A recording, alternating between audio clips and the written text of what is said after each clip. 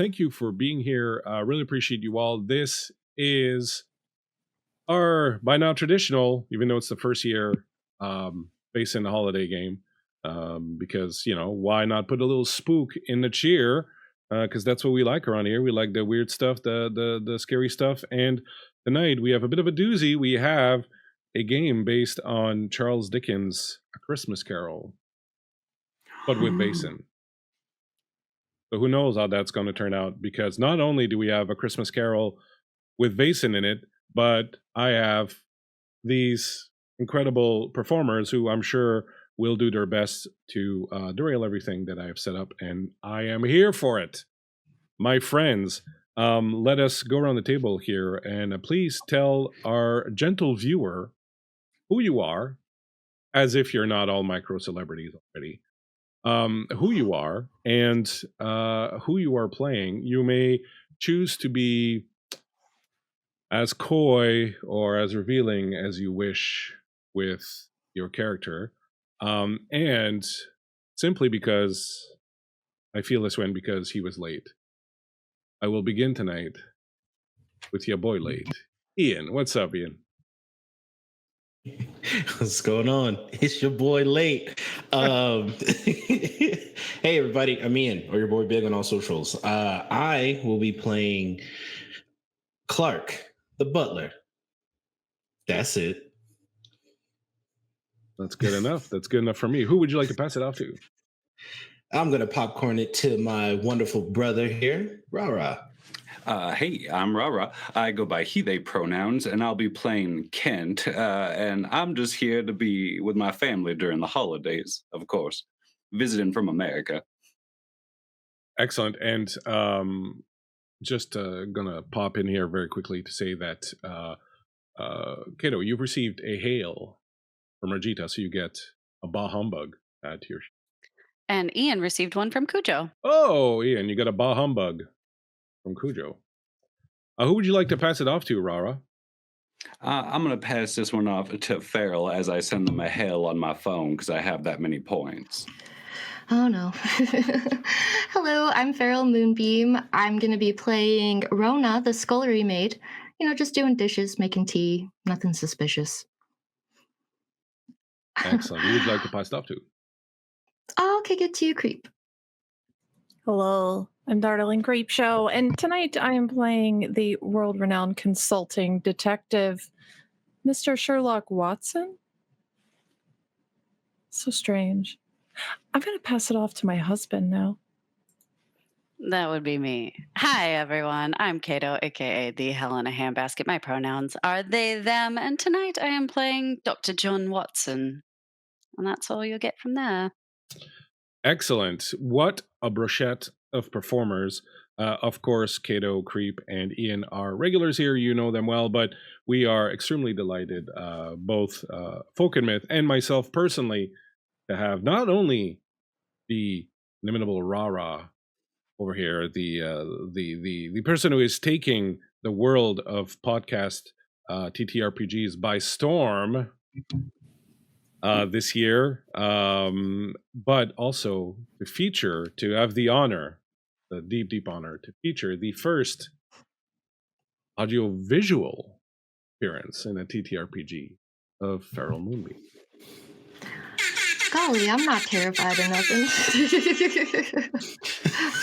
Thank you so much for having me. I'm really excited. Oh, absolutely. It is our pleasure. A couple more little shout outs before we get into this little business here. As always, thank you very much to Raven Sarah, best mod. Always here, always taking care of us, like the Den Mommy. We appreciate you, Raven, in ways that we can't articulate. And for the record, your t-shirt is on the way, as it has been on the way for the past 6 months. But I got an email saying it's on the way, so it's kind of posted, so holding it up right now. So thank you very much, Raven Sarah. Music tonight is, as always, by Tim over at tabletopaudio.com. If you're playing tabletop RPGs or doing streams or podcasts or whatever, and you're not using Tim's wonderful, amazing library of music, which is free to use, you are doing yourself a disservice. So go and check out tabletopaudio.com. There are no maps, nothing else here tonight, just our imaginations and Mr. Dickens' wonderful written word, of course, and Bleakseason, and let's get into this. If everyone is good and ready to go, we will fire up this little misadventure that we call Scrooge. Ta-ta-ta. I'm gonna start up the music before Raven Sarah tells me to. Barlby Jam, thank you so much. Barles donated 500 bits, giving everyone at the table a Bah Humbug. So make sure to add a Bah Humbug to your character sheet.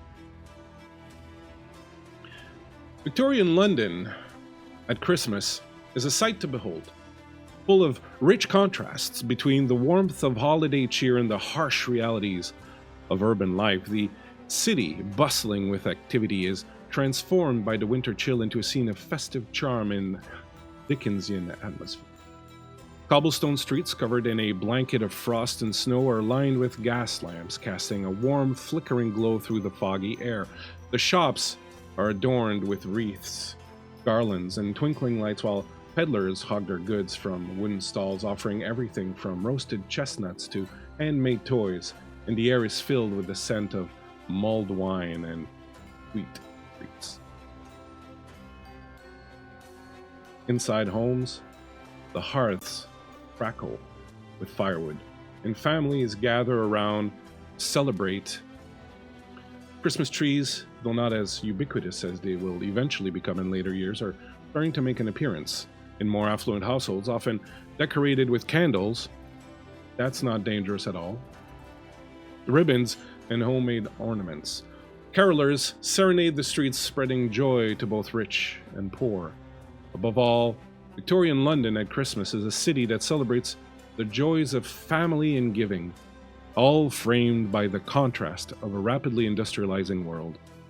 The time when the city, for all its noise and dirt, momentarily feels more like a place of warmth and humanity. Except in one house. You know the one. Bah, humbug.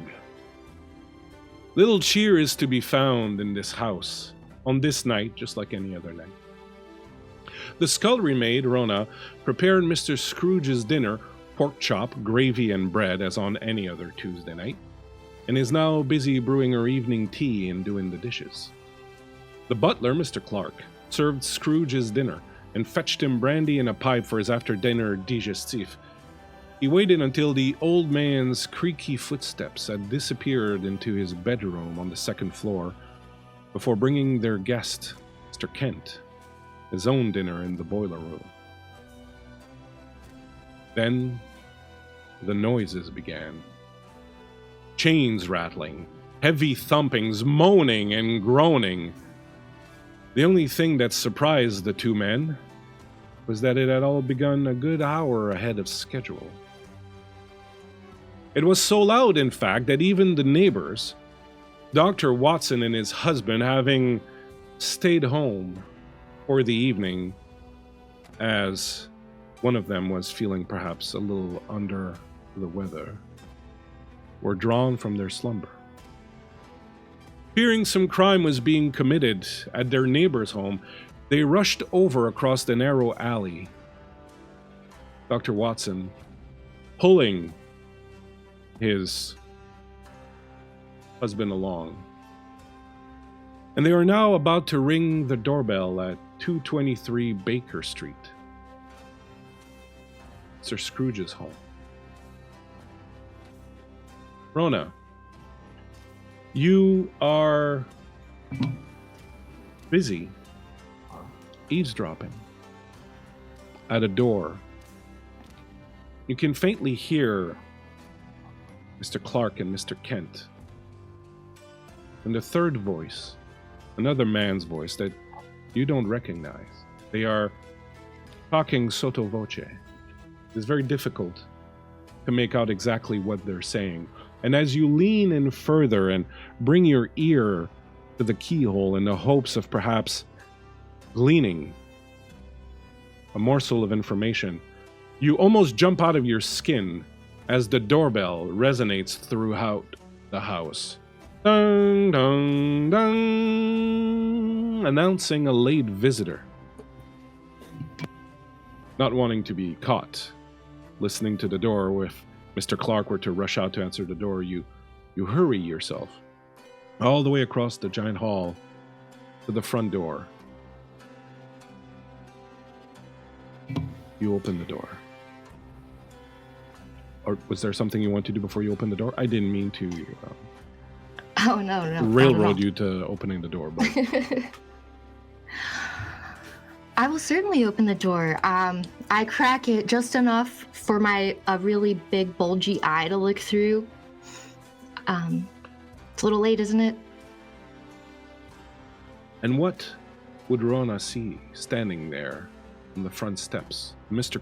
Scrooge's home on Christmas Eve at such a late hour? She would see a very tall, trying not to go Scottish on this. Okay. A very tall, angular, high cheekboned, bespectacled man with kind of well-coiffed dark hair that's been slicked back and is dressed very well, and is kind of holding up perhaps a bit a man next to him. The man that you're holding up is currently in his silk dressing gown and his housecoat still, with disheveled hair, and he looks quite irritated that he's here. And what do the Watsons, your neighbors, see as you crack open the door, perhaps to reveal yourself a little bit more, Rona? People often mistake Rona for being much older than she is.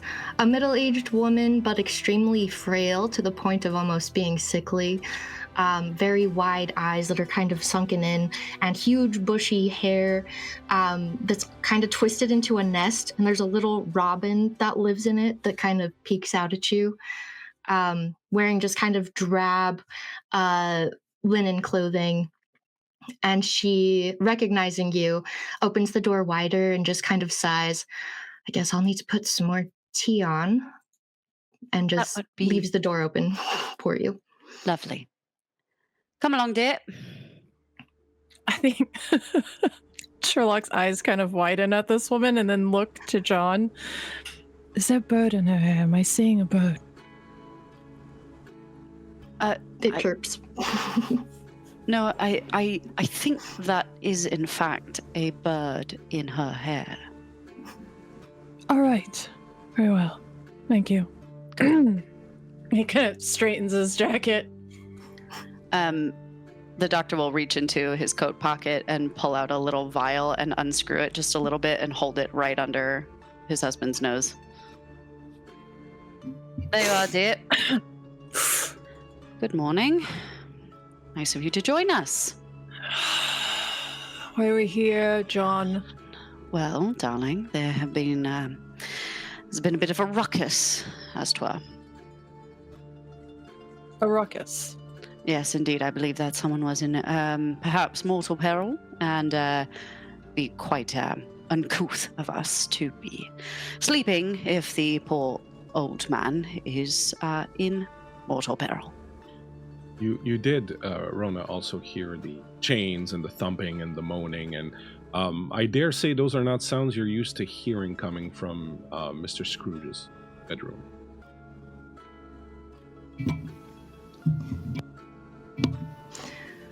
Are you going to come in then? I don't know if you can hear that. She's not entirely sure if it's in her head. Oh, no, darling, yes, but that's why we're here. It's quite loud. It's a bit difficult to sleep, point of fact. Oh, good. I was come sleeping in then. just fine, I'll have you know. I know, darling, I know. Sleeping You perfectly fine. Sleeping perfectly well, very much. This better be worth it. Tea, please? You make your way towards the kitchen. You open the door. Standing in the kitchen are two men, and I would like Ian and Rara to give us a description of what the three see as they enter Well, I look like my brother. Obviously, we're twins. There's about a 13-minute age you can see to my face where I don't have the beauty that Clark has, but I do have the grace that Kent has earned. So if you want to imagine what I look like, just look to my brother. And I gesture, Clark. We're 7 feet tall and 5,000 pounds. Finally. I think what you would see is two fairly tall gentlemen, tanned of skin, especially within this region. And of course, identical features, slick back, black hair, wonderful beards, both of them. It's just beautiful. I think the only difference between the two of Clark and Ken is that Clark is a little bit bigger than Kent. Probably not the type of person that you would think is a butler, but Kent, in their profession, has definitely slimmed down a little bit from the last family reunion that we had. Easier to slip in and out of those boxes, I assume. Well, and my time in the exotic Western United States, the skies are just so much higher that you tend to slim a little and grow a little taller. Everyone knows. I can't take the heat. Yeah. And the two of you see Rona, the scullery maid, along with two other gentlemen enter a room. Now, you, Clark, would know these two gentlemen as the neighbors, Dr. Watson and his strange, kind of rude husband, Sherlock Watson, of course. You, Kent, would not necessarily know the first, but might perhaps have heard of the second. I think I'd start to move towards the window just in a sudden surprise of who are these men barging into the room. But it's okay.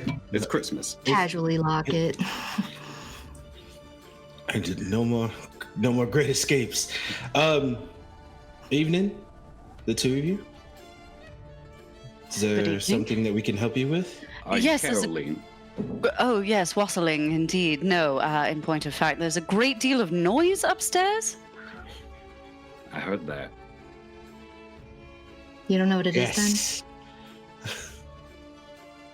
Well, I'm a guest. I didn't really want to judge our host on their proclivities.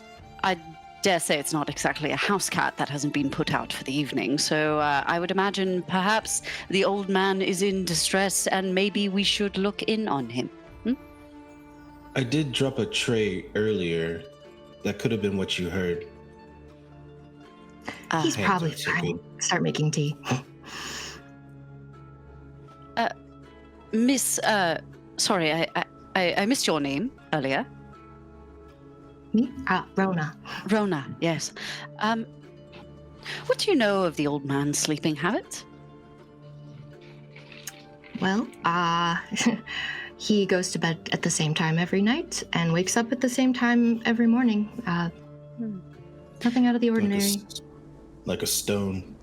Like a stone. Well, then it would be a bit odd that we're hearing noises, would it not? Yeah, I Well, guess I you're did right. say that was me. Oh, I do believe that. Storyteller, are they still going on? Can we still hear things? No, right now it's Okay. very quiet. As Dropped a guest tray. here, could he have been, stuffing stockings or creeping through the house at night to leave little presents out for in the morning? Sure. Sorry, in America, it's just a thing they do in the foreign West. My brother's very new to this part of the world. I see. Odd that he would be new to this part of the world, but you would not. No, it's a custom here as well in London, but unfortunately, I do not think that your dear host is one to partake in such festivities. Am I wrong? No, not at all. Again, the noise can simply be explained. That was myself. Was bringing him his dinner for the evening, and the cold really gets to my hands. It always has. That's true. Can't take the heat, can't take the cold. Certainly. Like a lizard. Clark Lukewarm, they used to call him. Straight as nail. Game Master, can Yes. I make an observation of our good Western traveler, Kent? You absolutely can. And I would say that the doctor, if you wanted, I would also ask you to make a logic plus vigilance roll. And without making a roll, I would say to Rona that you are aware that Mr. Clark is dissembling somewhat, but I will let you decide how your character wants to deal with it.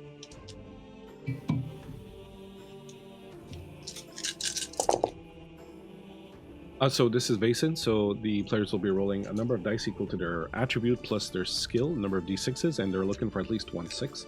More 6s mean more successes, but they need at least 1 6. I rolled 2 6s. You were doing your observation on Mr. Kent. Was there something in particular you were looking for, or? I'm just kind of doing like a Passover, what he's wearing. If I see anything like out of place about him, anything odd. Would you like to fill in a little bit of that description for us, Rara?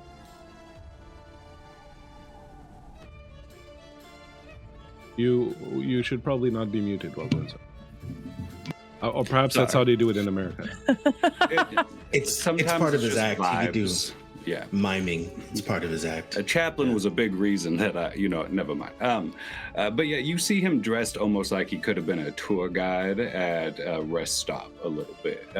It doesn't look authentic, a little too gaudy, a little too plastic, quote unquote, for the era of the time. But that would only be if you were maybe well read, something to that extent. He could probably trick a yokel. What about your accent? I mean, it's pretty nice, wouldn't you say? I mean, it doesn't sound as nice as my brother. He was always the beautiful one. But you can see gaps here and there, but either myself or my brother are not from the continent we're currently on. So who knows what the native tongue would have been. Okay.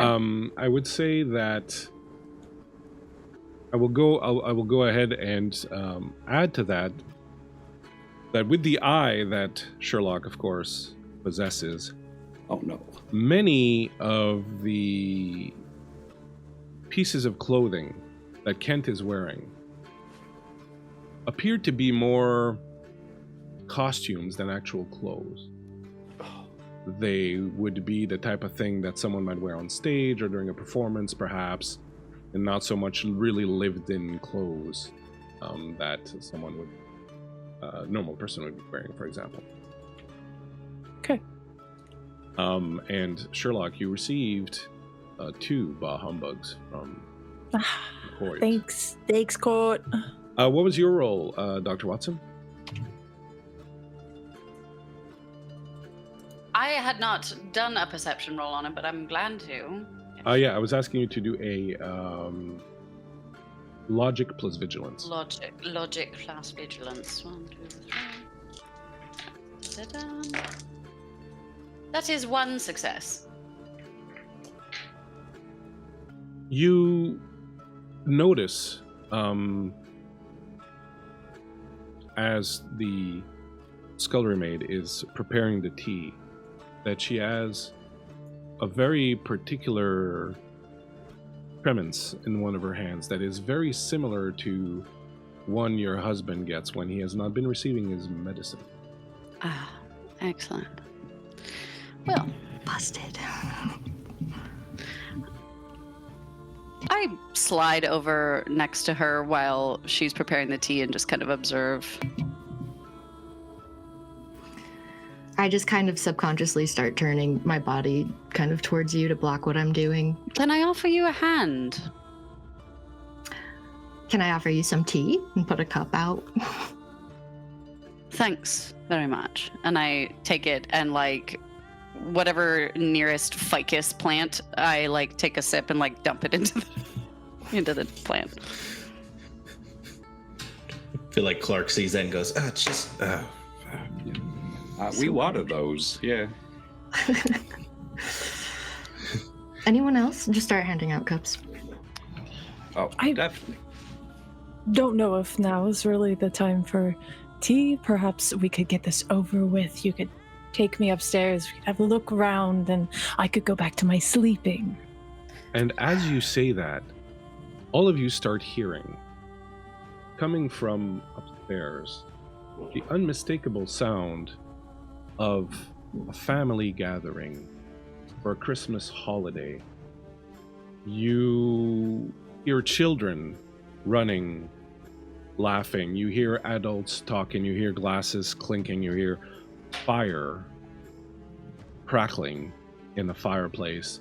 You hear someone's fiddle being tuned. All seems to be coming from the bedroom right above the kitchen upstairs. I'm gonna pound the rest of my tea. I'll lead the way. There are others in the house. Sounds like there's a holiday party. Bit late in the evening, even for Scrooge. Even for wait, neighbors. Scrooge doesn't entertain. So, what in the hell is going on here? I think Sherlock looks to Clark for an answer. What? I don't know what that is.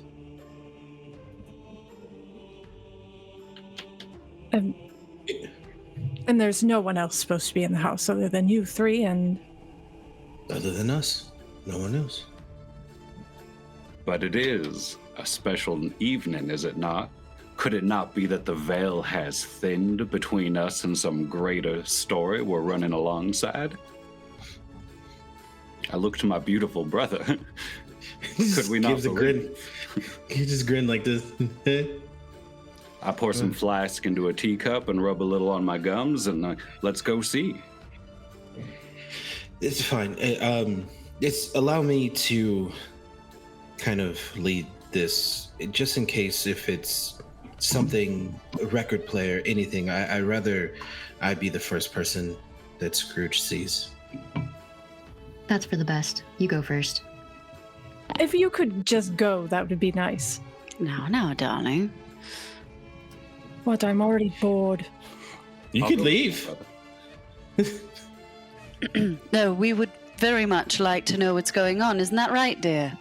I think as you're saying this, Sherlock's turned around and he's kind of looking around the room and like fumbling through things, touching things. Yes, sure, of course. That's why I'm here. And Watson's just grabbing hands and being like, let's keep them to ourselves, please. Can I do an observation of this room as well? Yeah, absolutely. And Same roll? Yeah, I sent you a message earlier on. Mm-hmm, I just saw. Okay. We should probably all split Thank you. up too. Clark, as you are getting ready to go upstairs, you reflexively check where you keep the keys of the house, and you realize they're not on your person.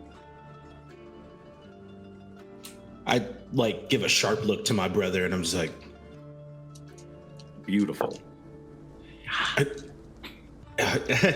just one second, everybody. Where are my keys? Oh, let me see if I know where your keys are. Do I know where my dear brother's keys are? I You don't feel search on yourself. You don't feel them on yourself. You realize a few times you had you had no clue how they got in there, but a few times they accidentally fell in your pockets and you had them and you gave them back to your brother. But this time is not one of those times. A string of handkerchiefs comes out of one sleeve. No, nothing in there. Dump some coins out the other sleeve. No, I don't believe I have them. It looks to the rest of it. I need to grab the house keys. If you could, I'll just give us just a moment, please, before we go. Relax. We will be there in a moment. Kent, could you help me since you saw where they were last? Clark, of course. Whilst they're heading off to do that, what'd you get on your roll, Creep? I used one of my humbugs and I got 1 success. Okay. So hold on to that for 1 second. Farrell. Rona. Here, Rona. Would you be so kind as to go ahead and give me a magic roll. So you will roll your empathy, your magic.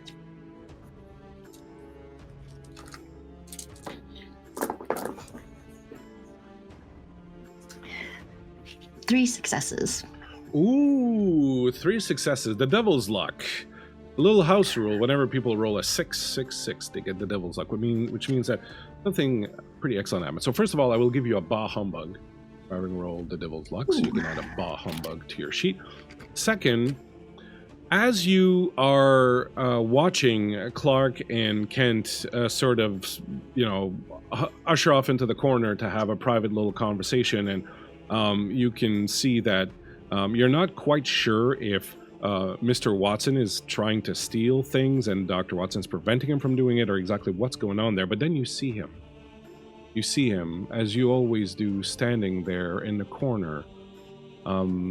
You remember that when you first were hired here, he had a little stool, and that was his favorite place to sit, because he would sit in the corner there, and on one side there would be the window through which the sunlight would come in the summer, and in the winter, right next to him on the other side, was the pot-bellied stove, and he would just, whenever he had a few moments to himself in the afternoon, he would always sit down there after putting a log in the fireplace or opening the window a little bit to let in a little bit of air from the outside, and he would sit on that bench, and he would take off his shoes, which are always polished just so, and he would tuck them out under the bench, and then he would extend his long legs and cross them and put his hands on his belly and fall asleep, his nearly bald pate sort of just glistening either in the sunlight or in the fire of the potbelly stove, and he would snore, and then very precisely 10 minutes after he would fall asleep, he would sort of wake up, put on his shoes, and go back to his work.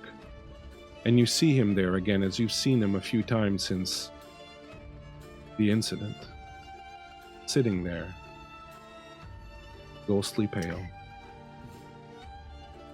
looking as if he's seen the devil himself, and staring in the direction Larkin.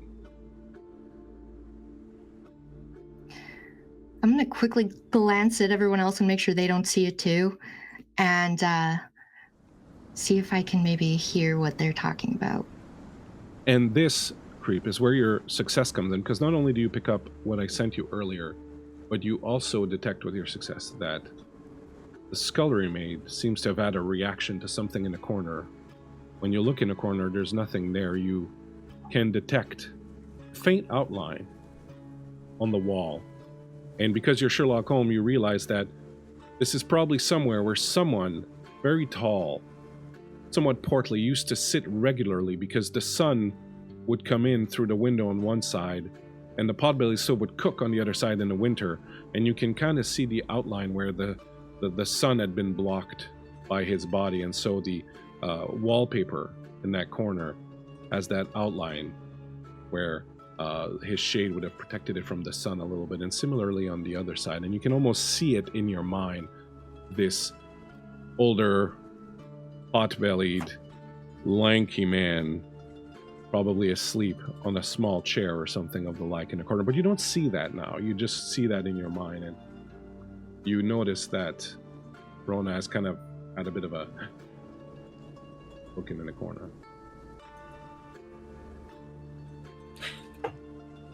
I think Sherlock's gonna look back to Rona. And Rona, sorry, just 1 second. Rona, as that happens, you're checking to see if the other ones have seen anything, and as you look at Sherlock, you lock eyes as Sherlock is staring straight at you. Go ahead, Sherlock. There seems to have been someone in this room not long ago. Oh, long time ago. Thought I saw a cat or something. I'm gonna take a little rosemary from my pocket and flick it in that direction. Nothing to worry about. A cat. Right. Well, please do explain how a cat would make this sort of impression in the wall. And he walks over and starts pointing out what he sees in the wall.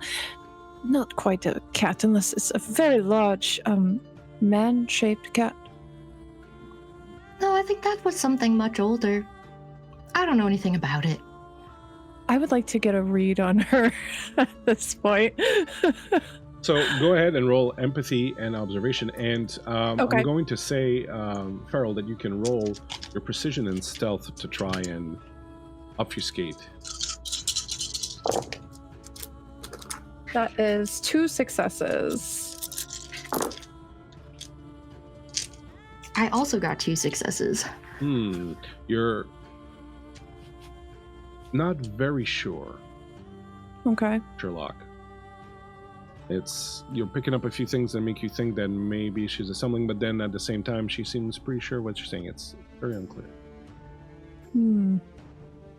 Perhaps this is a bit more interesting of a case than I initially thought.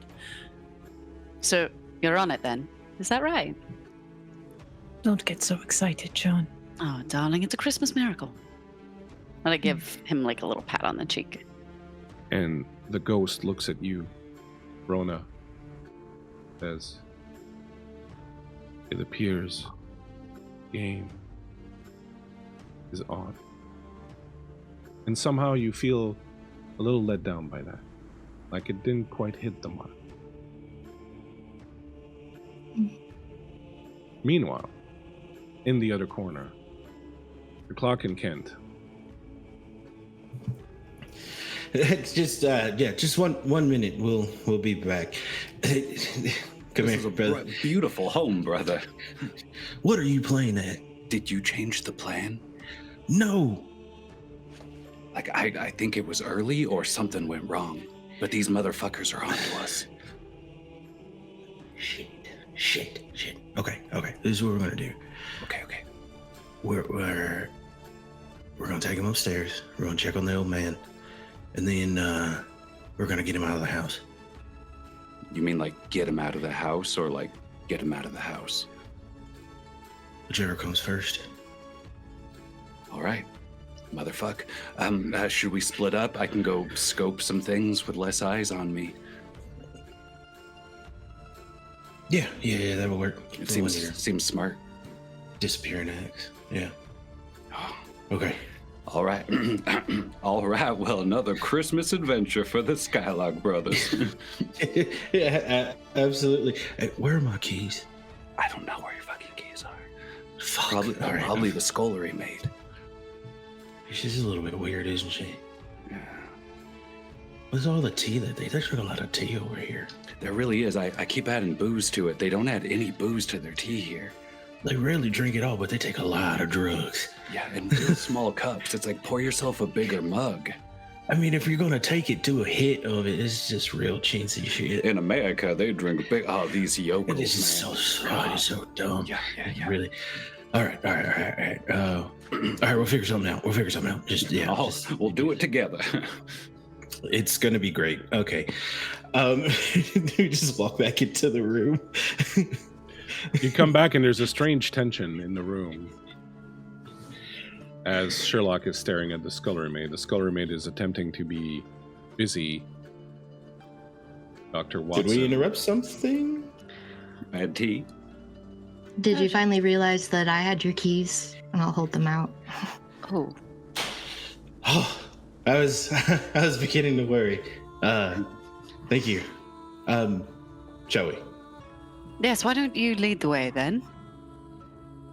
I'm Absolutely. gonna check all the doors, make sure they're all locked and we're secure in here so nothing can get in from the outside while we're solving this mystery. Sure. You know what? I think I'll stay with you while you do that. That sounds wonderful. I think we may still need you because of, it's a lot of stairs and, like, points at Sherlock, the stairs. Can they do stairs? I can do stairs This- just fine. What are you suggesting? Nothing. Let's go. Just step at a time. Step at a time. So, the three of you, who's going where now? Sorry, I lost count if the doctor was going upstairs or staying with Oh, Kent. Doctor's keeping eyes on this southern gentleman. Want to hear about the foreign west? I get it. Yes, Magical the foreign place. exotic west. As the other three step up the stairs and make their way to the door, the main door upstairs. There's a little landing with a few other doors, and you realize that there's probably guest rooms and things of that nature. But Clark leads you to one of the more imposing doors down the end of the hall. As you approach the door, you hear, getting louder, the sound of a party. You literally feel like there's 30, 40 people in that room right now having a Christmas party. You can hear them singing Christmas songs. You can hear a dog barking. There's a whole band playing right now, at least a 4-piece, and there's people dancing. Clark looks confused and very nervous as we approach the door. Okay. He goes to open it. You open the door. As the door opens up, you see Scrooge's room. There's nobody here. The sounds fade. Music disappears. The children stop laughing. The dog is no longer barking. The band has perhaps thrown themselves out the window. But there are no sounds. There is in fact no Scrooge, though his bed appears to have recently been slept in, and his slippers are missing. However, his housecoat, which he never steps out of the room without his housecoat on, is still lying on his bed.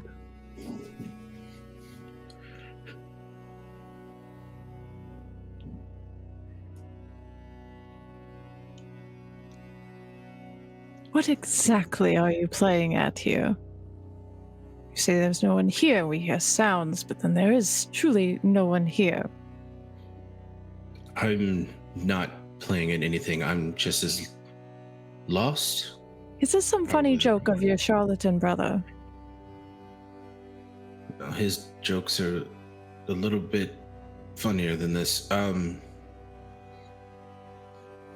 Also not as well put together. This is nothing of our doing. I do find it odd that Mr. Scrooge is not here. And I think Sherlock's going to pull out his magnifying glass and kind of start doing a once-over through the room, trying to look for any traces, any footprints. You can go ahead and give me an investigation roll. Meanwhile, Clark, you watch as Rona, seemingly mesmerized, walks across the room, very silently, approaching the window. When she gets to the window, she raises a hand and touches it, as if she is seeing something on the other side of it. Rona,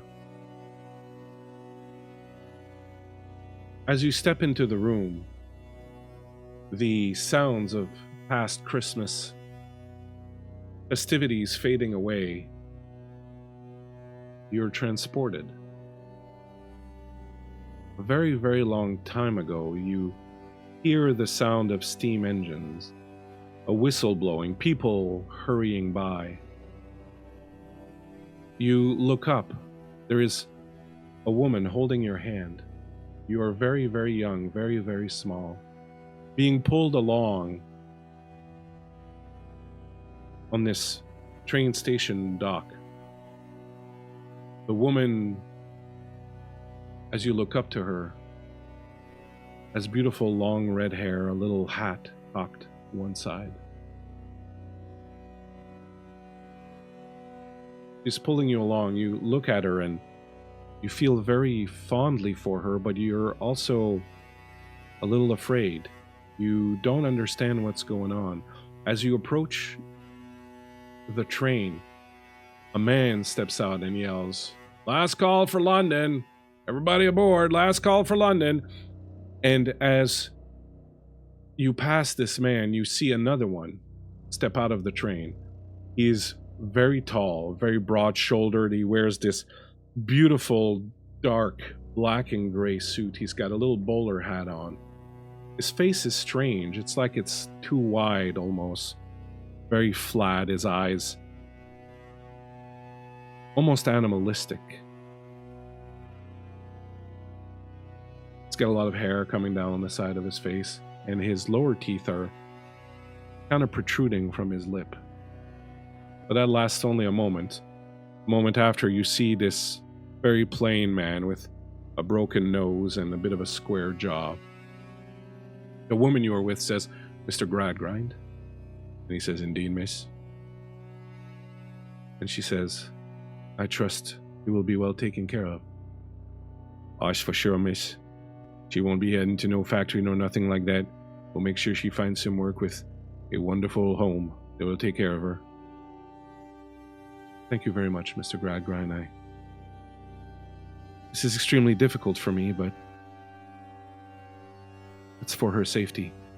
Please." And she reaches into her purse and pulls out an envelope and slides it to him. He takes it and makes it disappear into his vest. "Don't you worry, ma'am. We'll be taking care of her." "What's her name?" And she looks at you. And she says, "Tell Mr. Gradgrind your name, honey." Rona? "Why, it's a right pretty name there you've got there, little missy." And the woman kneels down next to you and takes your face in her hand. And says, "I love you so much, darling. And as soon as I can, I will come and find you. But until then, you have to hide. You have to hide. You can't let anybody know who you are. I will come as soon as I can. Mr. Gradgrind is a friend. He'll take good care of you. I love you, darling bud." She kisses you on the forehead. Moments later, Mr. Gradgrind is holding your hand and you are on the train. You look out the window and you see the woman wave at you. And as she does, you see two men in gray trench coats with top hats come out of the crowd, grab her by an arm each, and pull her off into the crowd, and you reach out and you put your hand on the glass.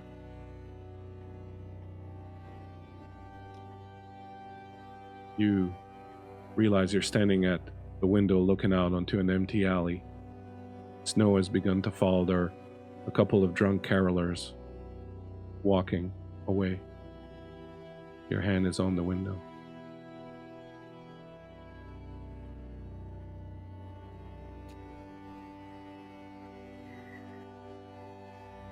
Tears start pouring down my face, but I don't make a sound. And remembering that we have guests, wipe my face on my shoulder and quickly turn around.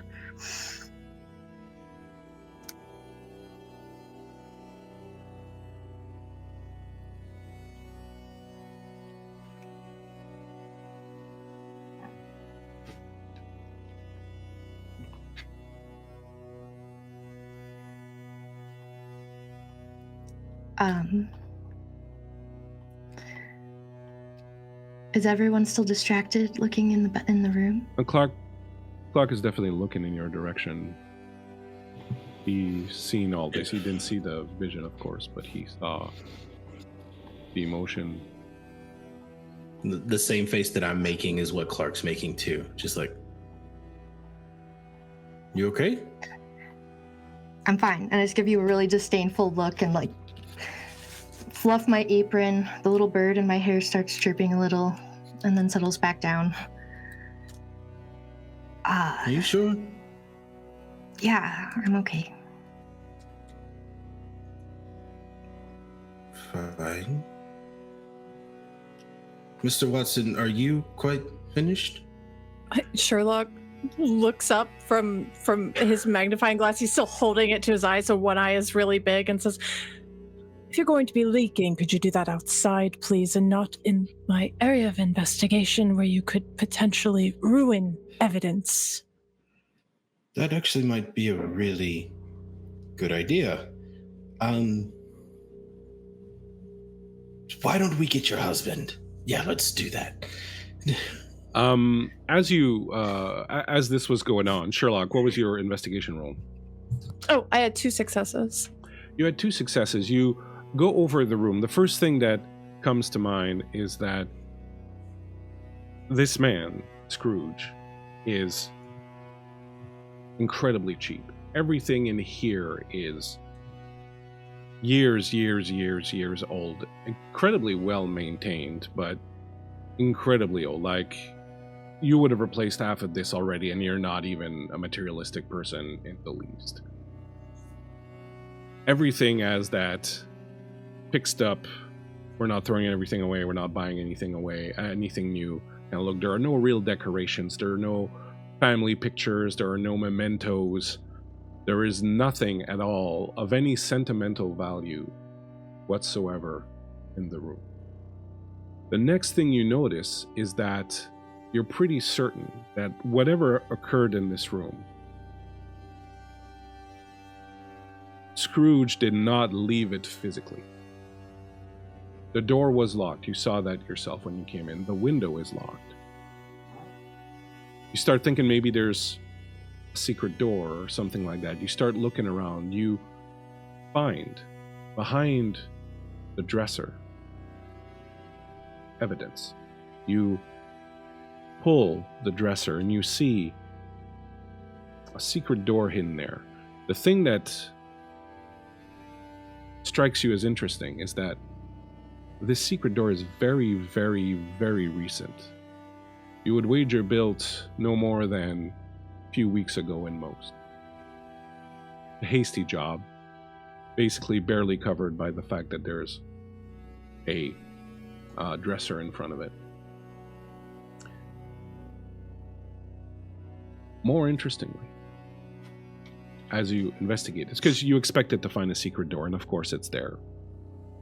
And now they're talking about emotions and stuff, and obviously the orphan child is reliving, memories of being orphaned, and, who really cares about that? I think while that's going on, like, you guys would have seen Sherlock, like, his head pressed against the wall, and he's just, like, sliding down a couple inches at a time, like, knocking on the wood, and then slides down a little more and, like, knocks again. And you're definitely looking. You spot, yeah, the dresser is pulled out, and you just hear the ee during, like, her starting to sob.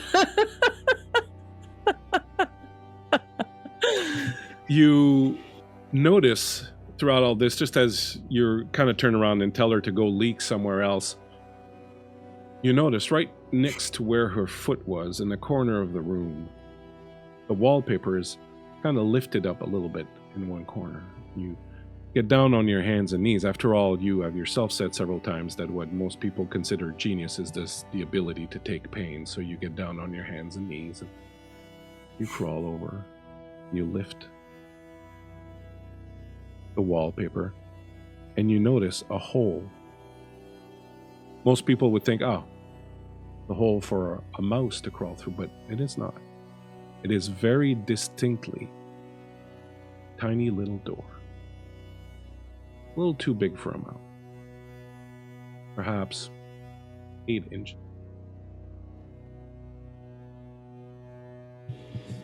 Is this why Dr. Watson is the only one that knows the full extent of my genius? Sorry. Anyways. Oh God, I got it. Oh. Just let it cook. It'll come to you. Yeah, I think he tries to open this. How big of a small door is this? It doesn't have a handle or anything. It's just like a door that was made, and then like another little piece of wood with a tiny little hinge was put on it, and you push it open. It's like maybe about you push it open and you see a very tiny tunnel that goes off through between the walls and goes down.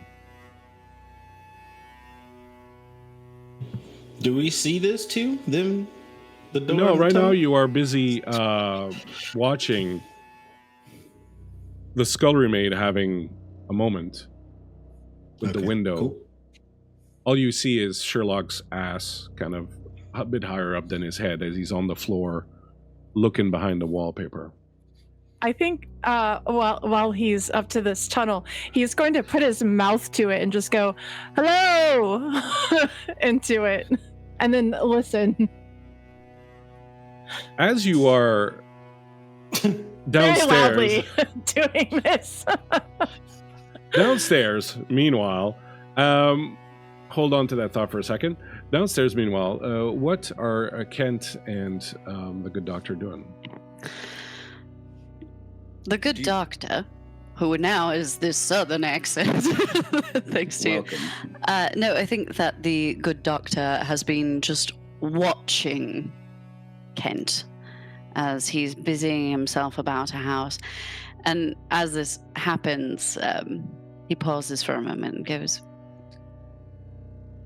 "So what are you doing here exactly?"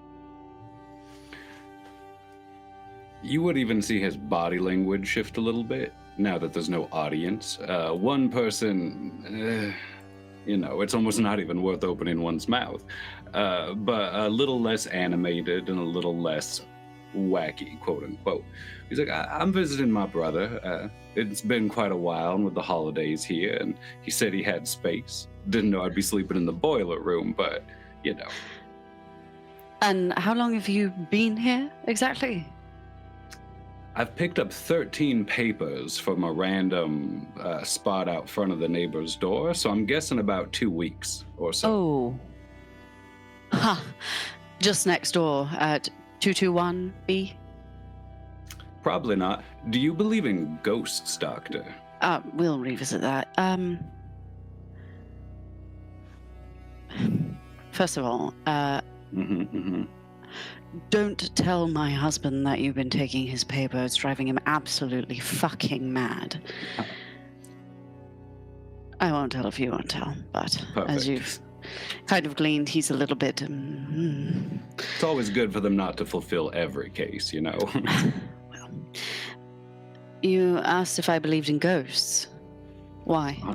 On tonight, of all nights, with such sinister noises coming from aloof, I just thought maybe, are you not excited? Is there no part of you that is thrilled for the event? Do you usually go into your neighbor's house late at night over ruckus? No. Quite frankly, I don't like Scrooge at all. Oh. He's, well, some might say a curmudgeon, a skinflint, things like that, but... You kiss your husband with that mouth. My God.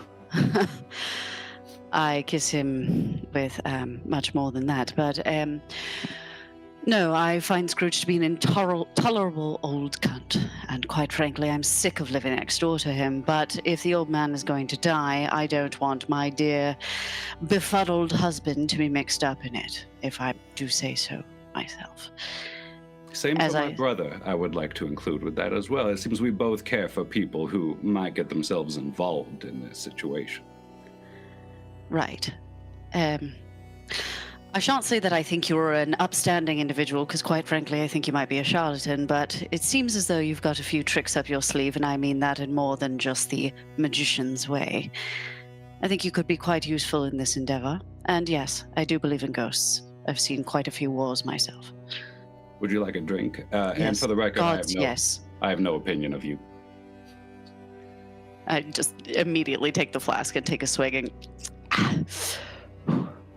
God, that's good. Kentucky. It is the mythological land of Kentucky. There's vines there that crawl a mile an hour. I'll tell you about it one day. I think we just got one more door to check, though. Did someone just shout hello? Yes, that'll be my husband. You hear, Switchblade. coming from the corner of the room, the sound of a young boy coughing. Is that yours? No, we've no children. You hear a woman's voice say, oh, my poor honey. Here, drink this. It's hot water and honey. And you hear the little boy coughing again, and you hear a man's voice say, I wish we could do something for him. Maybe I could ask Mr. Scrooge tomorrow if he... Oh, that old man won't give you another cent. I'm very sorry. I tried. I tried to talk to him, and it was all I could do to get the day off tomorrow, to get Christmas Day off paid. And even that, he only begrudgingly gave me. You should stop working for that man. Now, I know Mr. Scrooge is very difficult, but he does, he has provided honest, pay for the work that that's not honest pay. He's stealing from you. As this argument is going on in the room, you don't see anyone, you don't see anything. Mr. Watson, Dr. Watson, rather, you hear distantly calling your husband's voice. Hello? Hello? Darling, hello. And you look down, and on the table next to you, a wounded soldier reaches out a hand and goes, "Hello, doctor. Doctor, I'm in terrible pain." And you look down at him, and you can see that he started bleeding again. In the other room, in the other tent, you can hear the other soldiers have begun celebrating the holidays. But you are on watch. You are the one who has to stay up with the wounded, at least until someone comes and relieves you. I gather some more clean cloth and press on the wound and say, "Steady on, lad. You got this. It's all right." Have we gotten the letters yet? I'm certain my wife will write. She always writes. She always never does. missed a week before. No, she's not. I'm sure they're here somewhere. But for now, you must rest. Rest now. I so wish I could be in the other room with the other ones. Do you think that it would be possible to get perhaps a little shot of some stronger medicine, Doctor, in the spirit of the season? I don't know how advised that is, but 'tis the season. And I go and get a shot of brandy, presumably nearby. And as you're picking up the shot and come back, you hear gunshots. You hear people screaming. You hear people rushing through and through, people screaming for help, people raising an alarm. And suddenly, the tent rips open. An enemy soldier is there. He looks at you and he levels his gun and he fires, and you feel this burning pain in your leg. Kent, you watch the doctor wince in pain, grabbing his leg and almost collapse to the floor. His glass that you'd just given him, from which he'd just taken a shot, hits the ground and shatters. Oh, gods! Oh. Right, but that fucking burns. Thinking they cut themselves or something of that sort, I will pull out a handkerchief very quickly from my sleeve No. and crouch down beside them. Are you all right? The accent drops a little. Does Watson pick up on the dropped accent? I'd say probably yes. Probably, yeah. Are you all right there? I'm fine. It's an old war injury, and I flex and straighten my leg. Are you bleeding? Do you need this? Sorry, the scream threw me off. Apologies. I was miles away. Sometimes a bit of the old life comes roaring back. Did you hear all the voices in this room just a bit ago? Because as a medical professional, I need to let you know I'm having sort of a situation. I might be hallucinating. Were they voices of perhaps a young couple with a small child arguing back and forth about an employer who's stingy? They hated Scrooge just as much as you. I actually thought you were throwing your voice for a moment, and I was like, up here in the industry. But then you fell down and screamed. Yes. Sorry for the distraction, but no, I heard it as well. And you just see this thin veil of sweat on his forehead that he just takes a handkerchief and mops his forehead and puts it back. You'll find out when you put it back, it's one of my handkerchiefs, and yours is missing. My, but you're good. I like the color on this one anyway. Thank you. Mm-hmm. Matches your eyes. Mm. Do you need a hand? I'm scared, Doctor, so I'm trying to keep it cool because I'm not sure if this is how London just is. London is, well, it's a place. Yes, if you wouldn't mind just helping me up, please. Perfect. Do you have a gun? Do I have a gun? Let me check my inventory. Oh, I can pat you down real fast. Watson I do usually carries a gun, yeah. Watson does have a gun, yes. Do I have a gun now, or does Watson still have it? Well, look, something like that, I'm going to ask you to make a roll on that. So you're going to make me a stealth and precision, and I'm going to ask the good doctor to make me a logic and vigilance. Beautiful, that's 6. Logic and vigilance. Oh, 6 die, and I got 1. Like, I Can think I this would be push? a good time to remind us what a bah humbug does. Yeah. You can't apply bah humbugs after the roll, Yeah, correct? you have to declare your bah humbug before you roll, and it gives you 2 extra dice on your roll. If you fail and you decide to push, you can declare you want to use a bah humbug on the push. And you can push if you want to. You just have to take one condition, either mental or physical, depending on. In your case, it would be mental because you're rolling on logic. Honestly, it's funnier to the story if Kent gets the gun. So right. no, I'm not going to push. You do have a Webley. Oh, well, I've got mine if you don't have yours, so... Interesting. Looks exactly like military issued. I think I heard your husband. Yes, you probably did. He tends to scream to himself. All right. Well, I guess we'll go see what's going on upstairs at the screaming party. After you, by all means. Of course. As you start heading upstairs, you hear, Sherlock, a distant sound of something breaking. You hear the sound of your husband wincing in pain. You don't feel that it's a question of your husband's been attacked or something like that. You probably figure that the glass falling, he's been having a drink. If he's had a drink, it might have triggered some of his memories of when he was shot, and the psychosomatic pain in his leg has probably returned. But as you pull away from the hole, you notice one final thing. There are little bits and pieces of cloth trapped in some of the rougher edges around the door frame, as if who or whatever went through there was wearing clothes. This tiny door? This tiny door. Oh, what is happening here? I'm going to take my my magnifying glass and look closer at it and see if perhaps I recognize that fabric from anyone that I have met this evening so far. It is not, in fact, from the clothing of actually, now that you look at it closely, and pull it off, you look at it, it's very, very specific type of coarse fiber, and your eyes move. The scullery maid.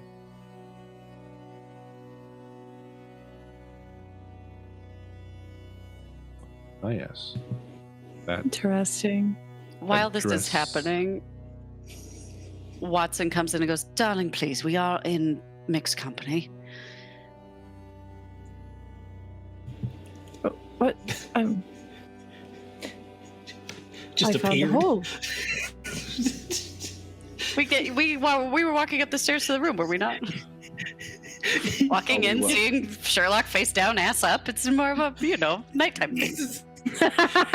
as you move into the room, Rara, you step in, see your brother, see everybody else, see the strange situation that's going on. There's some sort of power play going on between the Doctor and Sherlock. And you spot on the mantelpiece a candlestick.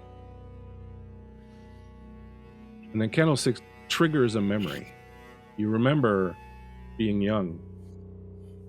You and your twin brother preparing a magic trick, one of your first magic tricks, to play for the adults at the Christmas party. You remember trying to make the candle float. There was this strange contraption with a pulley and some wires, and your brother was hidden behind the kitchen table and was supposed to pull it up and make it seemingly float, but then it upended because he never put the knot at the right place, and then it upended and the candle fell, and it set fire to the tablecloth, which had already been soaked with a lot of gin that had been spilled throughout the evening. And the fire spread very quickly, and people started screaming, and your brother was looking at you like, what happened? And you're back in the moment. He's Before always we- looking at me like, what happened? 5 of you are in the bedroom, staring at each other. And Clark's looking at you right now with that same what happened look, but it's more so of like, you have a gun. It's like, what? I forgot I packed mine. Watson, why does he have your gun? Not quick enough on the draw, darling. Sorry. Watson has my handkerchief. But what, did you cut a hole in the wall? Did I? No. But someone seems to have. Secret tunnel. He turns and looks to Rona. And resisting. We're gonna push it down. Perhaps you can tell us something about this hole. I've never seen that hole before in my life. Oh, I'm sure you haven't. Are you He's gonna suggesting look something? at the clothing she's wearing now and see if there's like a spot where this piece of fabric he's plucked out would fit in almost like a puzzle piece.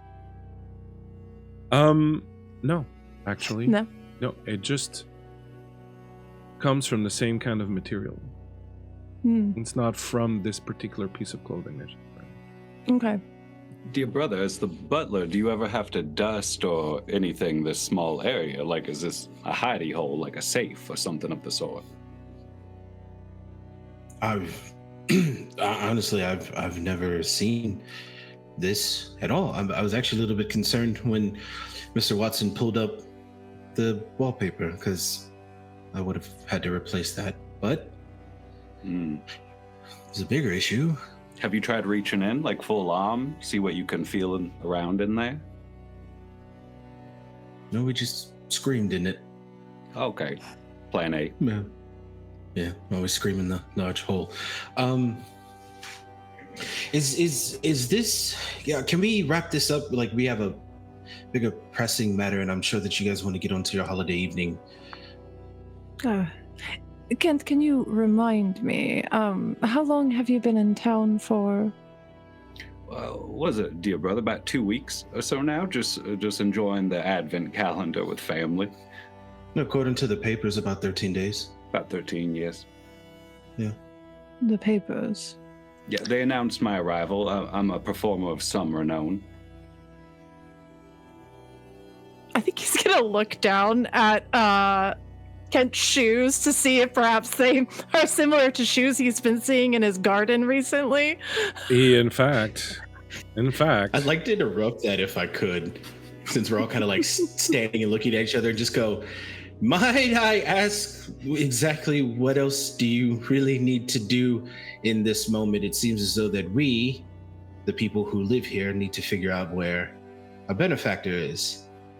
Right, well, I'd quite be interested to know where this small tunnel leads to down here. And we can call the proper authorities to figure that out, Mr. Or, and I have a better idea, how about I shout into it and you move through the rooms to figure out which one it's connected to? I can do Or, Doctor, Yes. you could take your lovely husband home. Oh, I know. Do you have any stones, perhaps a bit of coal? We could shove some coal down there and see where it ends up in the house. Darling, he's I can figure out hyperfixated. I'm not something to going shove down there. Now you understand what I live with. It's dreadful. I apologize for you. Oh, I think this Jesus. makes a lot of sense, actually, to be honest. I mean, is this a room or a tunnel? Two very separate questions. Rona, while they're having this discussion, you've been stealing glances at the hole once in a while, and as they're having this discussion about rolling coal down it or maybe stuffing Sherlock in it, it's not too clear exactly what's about to happen. You notice a furtive pair of eyes looking at you from behind the wallpaper. And there's just this little hand that has curved away the wallpaper and is looking at you. And you hear, "What's that you're drinking, sweetie? Are you afraid they're gonna see your little ears?" I just scream, like this awful blood-curdling scream. Sorry, I think I need some more tea. Turn and book it out of the room. I hate Lord. London. What? All of you just scream into holes.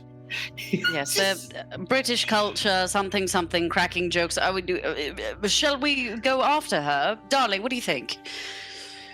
Yeah, I think I'm going to take this nondescript country Southern American body and start pushing people out of the room. Okay, it's time. It's time to go. But I haven't finished my investigations. Next time, Mr. Watson, we will call the proper authorities to investigate properly. Doctor, please. Well, darling, I suppose that we ought to find out where Mr. Scrooge has gone to. Yeah, but it's just gotten interesting in there. I know. Don't worry, I know you'll slip off and look at it later, but for now. All right, and where are we going? Well, Just back downstairs, please. Well, I'd rather imagine you'd want to check some of the other rooms up here. Perhaps there are places your benefactor is hiding. I know, perhaps we could take that bird from her hair and we could stick it in that hole and see where it ends up at. Doctor! Once he's And I think now he's like trying to get to Rona. Come here, only take a minute, darling. No. Reaching for the bird. No. Don't touch Penny. She just starts screaming. Ah, pennies. I miss America. As you gun back, you son of a bitch. as you It's usher terrible not to people take a robin from its nest. as you usher people out of the room, Clark, you're pushing them out of this room. And as you turn one last time to make sure that nothing's left or you didn't miss anything or there's nothing that's been disturbed or taken from the room, you get this very brief image. Out the window, you see across the street Mr. Yancey's family at Christmas, sad as they are being evicted from their home. And then you realize you're just staring at the wall of 221B Baker Street on the other side.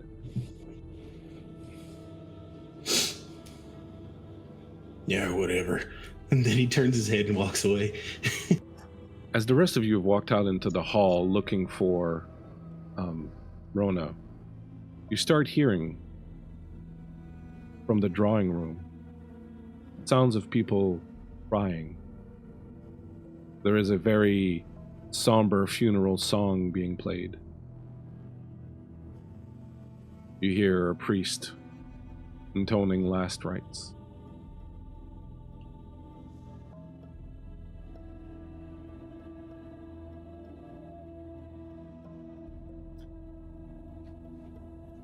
What would you like to do? I'm going after the sound.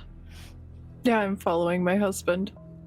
I want to investigate the tea. As someone who's a little, creative with truth, it feels like we might all be having a similar reaction. So you head to the kitchen, and where has Rona gone to? She has gone to the kitchen and she's drinking tea as if it's shots of brandy. You get into the kitchen. You down tea, and you're pouring yourself another one when you notice out of the corner of your eye the pantry door is open. And when you look at it, you see someone's face or an eye looking at you. Go, huh, and close the door very quickly. I'm going to take my tea to the corner and sit down and kind of hug myself while I drink more. You will happen upon this, Kent, and we will get back to that in one moment. Meanwhile, the other three, you head down. I'm assuming, Clark, where are you going? Were you going also for the drawing room, or are you going somewhere else? I think, yeah, I'm following behind the Watsons to kind of be like, what are you doing now? Like, yeah. As you're walking down the hall, heading towards the sound coming from the drawing room, you pass by the kitchen. As you pass by the kitchen, Sherlock, you notice newspapers stacked on this table along the hall. A dozen of them, easy. And as you're walking by, you read the headlines. Crime spree. The professor strikes again. Will no one do anything? Where is the greatest detective of all time when we need him most?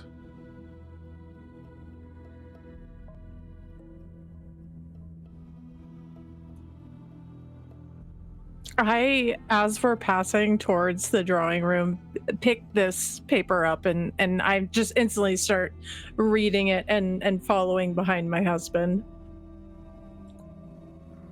Do I notice that he's found the newspapers? Yes. I go, oh, well, this will be fun.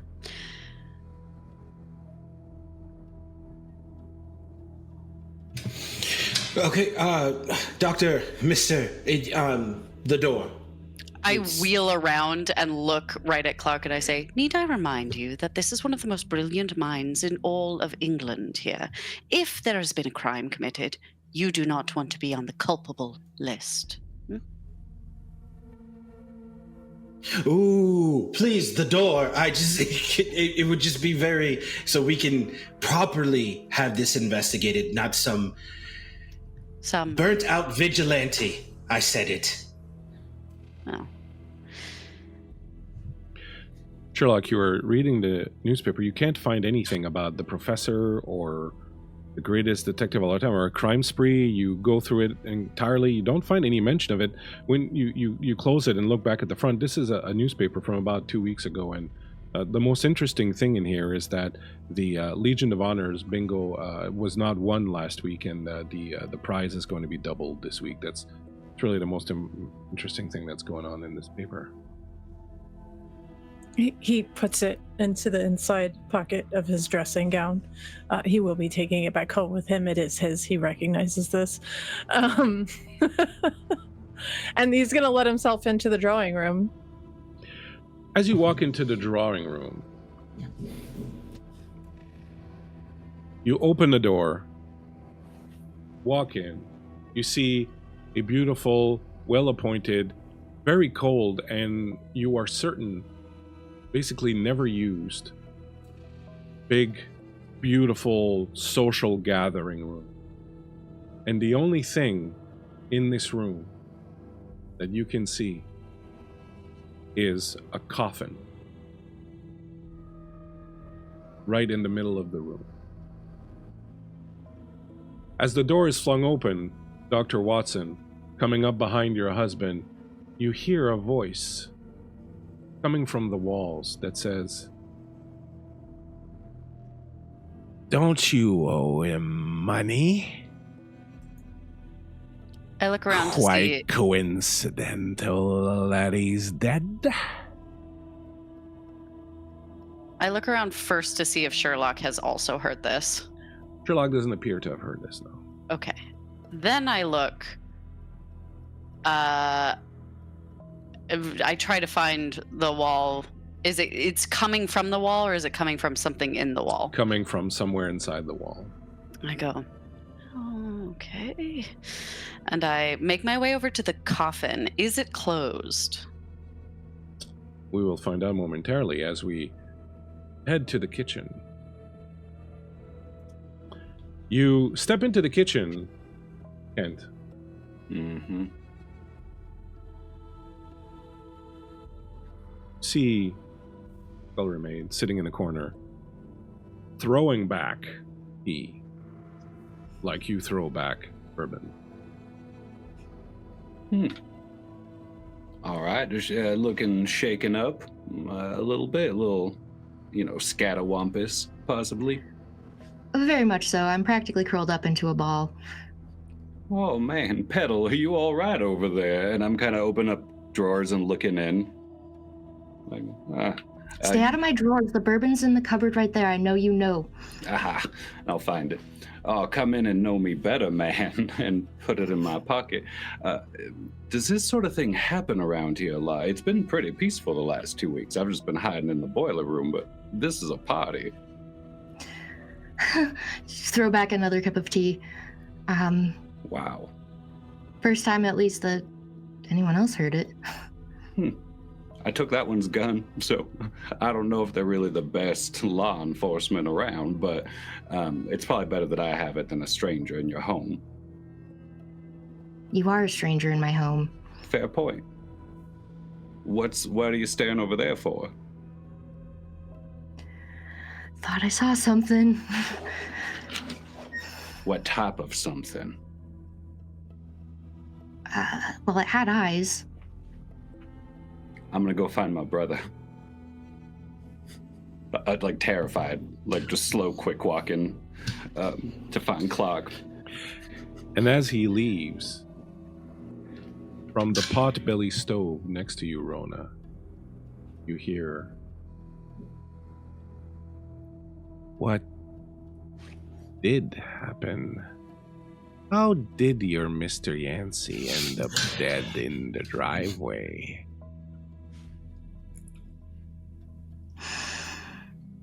I don't know. I'm gonna make more tea. You step outside, see your brother in the hall. You see that the detective and the doctor are in the drawing room looking at something on the floor, and your brother is at the door kind of trying to peek in, see what's going on. Clark, we got to keep the maid away from the pantry. They think they saw something with eyes. You have to speak up, brother. I can't hear you. I'm just swayed by your beauty. Sorry, I was having a L'Oreal moment. What? Yeah. So, do you think this is a good time for me to go look back upstairs? Like, poke around a little? Yeah. I'll go. Here, first off, give me that gun. Oh, I was going to give you this gun. Thank you. He puts it in his jacket. Can I have your Go keys? upstairs. Don't you already have them? Oh, I do. All right. I'll see you in a little bit. You head up the stairs. What's Clark doing? He's going into the kitchen. You go into the kitchen. And as you open the door, you realize it's time for a break. And we will, my friends, take a quick break here to allow ourselves to go replenish our strengths with a bit of tea and bourbon out in the kitchen. Hopefully we don't encounter anything with eyes. Thank you, everyone, for hanging out. Thank you for all the donations, all the bits, all the hails. Thank you so much, everyone, for coming in, all the follows, all that good stuff. We hope you're having a good time. My players are absolutely amazing. I'm having a hell of a time watching them go. We are going to take a quick break, a tight 10, as we like to say around here, and we'll be right back. So please don't go too far. We'll be back with some more Scrooge. I know exactly what's happened in this home. See you in a moment.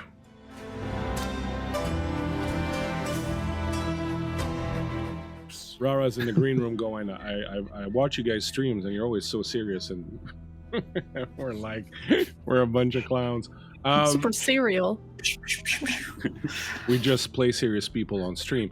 My friends, we have returned before the break. The players, the Watsons, Dr. Watson and his husband Sherlock Watson, having heard strange sounds of chains and moanings and thumpings coming from Ebenezer Scrooge's home next door, have rushed over to see if the old man was just being kinky or was perhaps being assaulted. And what they discovered were a bunch of very suspicious individuals hanging around the house, including the scullery maid, Rona, who is very, very much into her tea, the butler, Clark, who is just trying to get everyone out of the house, and his twin brother, Kent, the American, who, well, no one knows what his shtick is, but it's suspicious as all get out already. And on top of all that, not only has Scrooge disappeared, but there's all sorts of other goings on, including strange ghostly sounds, a coffin in the middle of the drawing room, and a strange little creature running around through the walls that makes little doors and is wearing clothing. About sums it up. Just about. Just about. Rana is in the kitchen, having just heard whispers coming from the potbelly stove, asking her exactly what did happen to Mr. Yancey so that he was found dead in the driveway of the house. Meanwhile, Kent, having given Dr. Watson's gun to his brother, has run upstairs to do God knows what. Clark has been tasked with keeping the scullery maid out of the pantry, where there is apparently something with eyes hiding.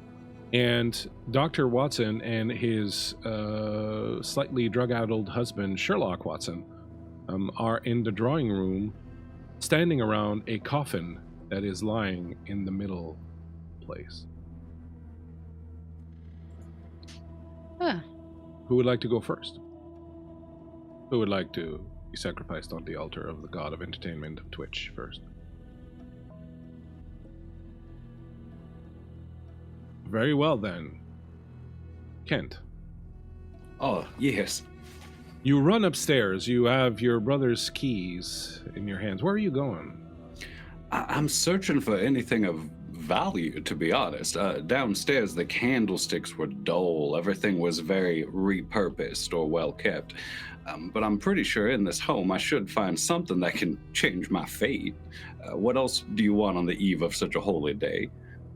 There are a few rooms upstairs. There's Scrooge's bedroom and a couple of other rooms. Which one would you like to unlock first? Oh, let's leave Scrooge's room alone. They might be having aftercare. So I'll go check on the other one since I have my dear brother's beautiful keys. The first door you unlock is the water closet. Oh, they lock this. Wow, London. You notice that some of the razor, things of that nature, are probably worth a little bit of money. They were definitely worth money at some point, but now they're kind of old and very, very well used. As is pretty much everything in the house. Any opium or anything in the medicinal cabinet? No, unfortunately. All right, You I guess do find I'll a lock this bit up. of seltzer. Oh, I will save Two it just tabs in of case. seltzer. Yes, exactly. I'll lock this door up just so nobody can get to the bathroom. As you go to lock it up, you hear a strange sound coming from the bathtub. Oh man, I'm gonna look. In America, they raise you more curious than over here. The fog blurs everything. You approach the bathtub. It's nice and clean. It's a little bit, it's well used. It's old. It's a little bit scratched in there, but it's nice and clean. As you peer down into the drain, you see an eye looking at you. Through the drain. Yes. Like one that's bobbing there, or No, like one that's inside the drain somewhere, like in the piping, perhaps. At this point, I've accepted that the scullery maid's probably poisoned all of us a little bit. I was in Montana. Well, we can talk about that later. It's not my first time being poisoned by a maid. I think I'll turn on the water a little. As you reach to turn on the water, you hear the voice say, "Ever visited Second Big Ben in Eden, Mr. Skylar?" It's funny that you ask that, hallucination. I have. It's been a while, but tonight, this eve, I could see why the universe would want me to replay certain times of my life, and I'm just trying to accept it versus screaming into holes like everyone else does. The eye's just staring at you. Have you been? No, not my scene. Yeah. I'll pull a I'm little very booze in the tub. You're not gonna buy me off that easy. Well, what do you want? What the fuck do you need? I need you to leave this fucking house. Fine. Scrooge Like right is now. mine. Oh, you want the old man too? You want the old man? Why do you want the old mean- man? I want his leftovers. I mean, if you want him, I mean, maybe we could work something out. I could use a little door or something cool like that. I'm quite fond of him. Oh, that type of wand. Don't make it weird. I'm sorry, you're hanging out in his tub. Can I assist in any way tonight to, leave my brother and I out of this? He's the beautiful one downstairs. Ah, yes, the one who was screaming into my hole earlier. One of them, yeah.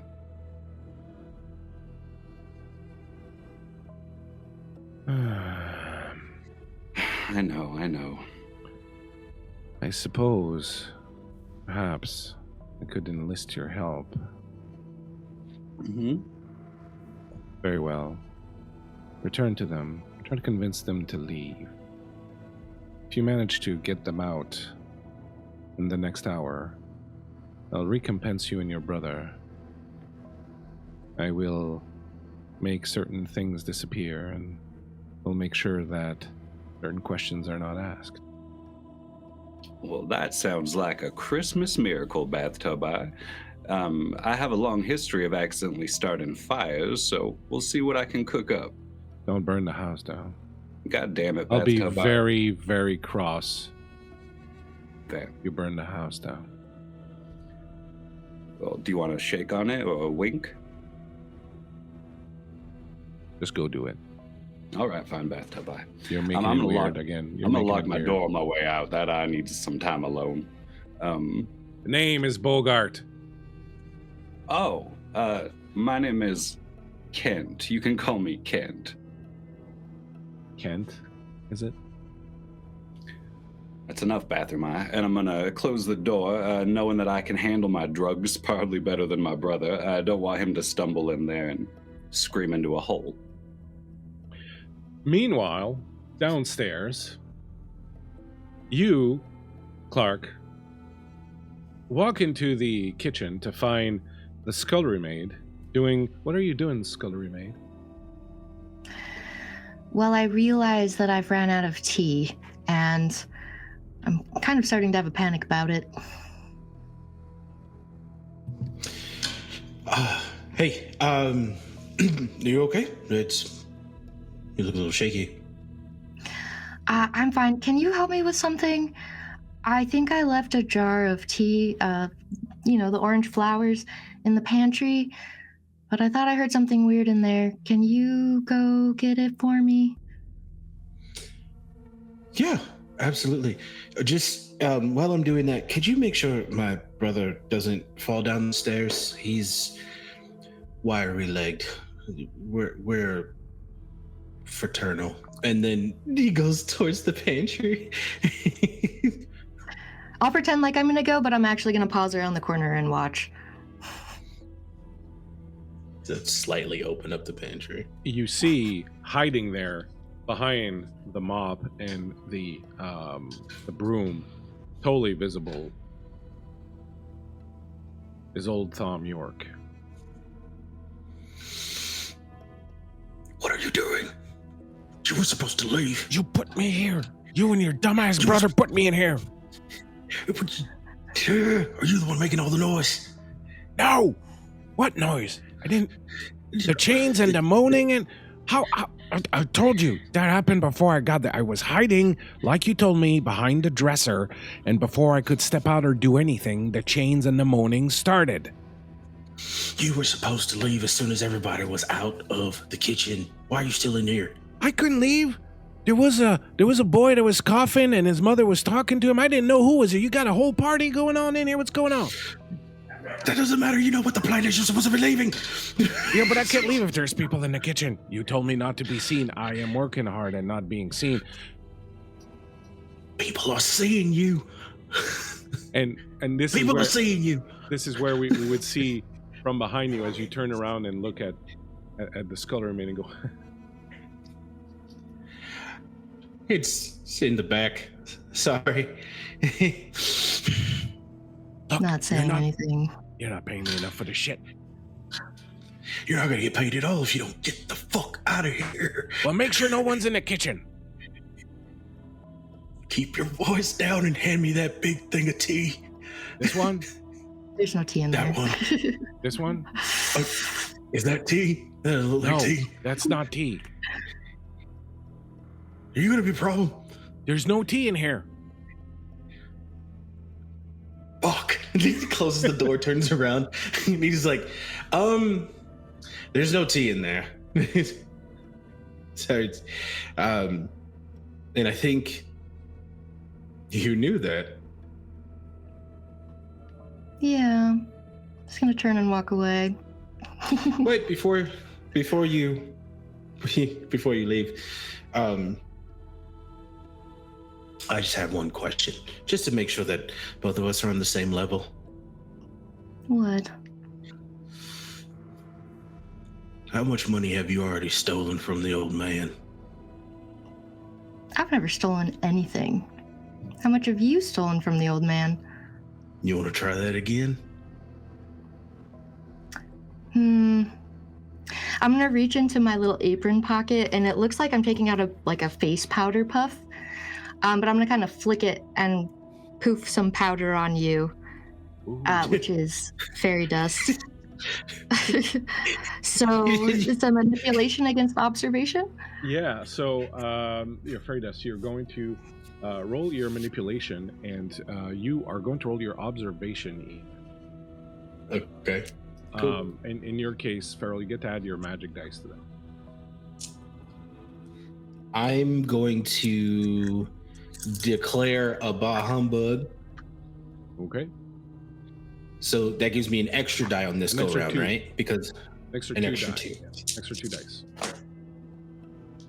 Okay.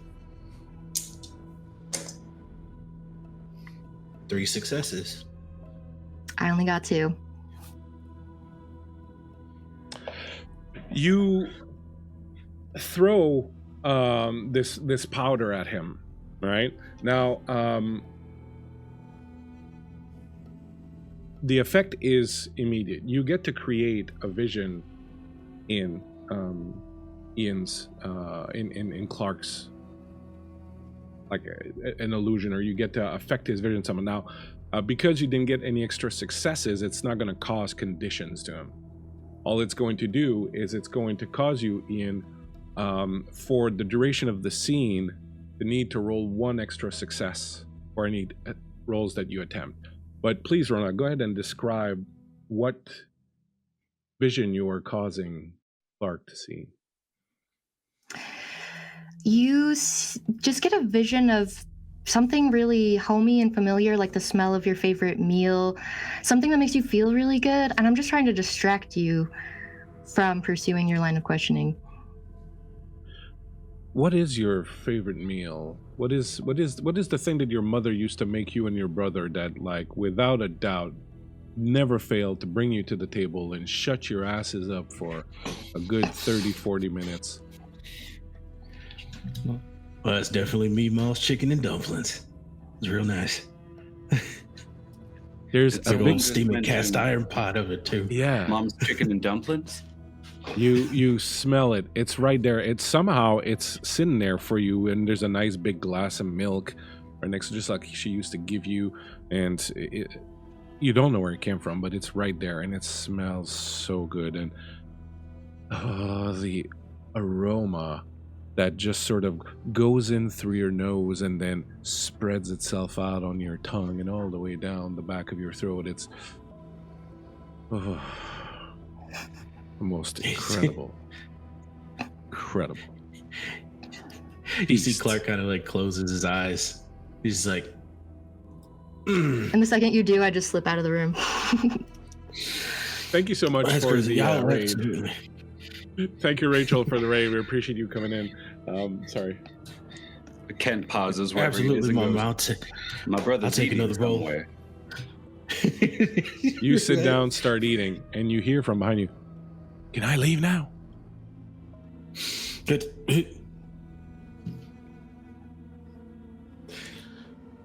the fuck out of here. It's just like... He closed the door behind him and starts running out. Meanwhile, back in the drawing room,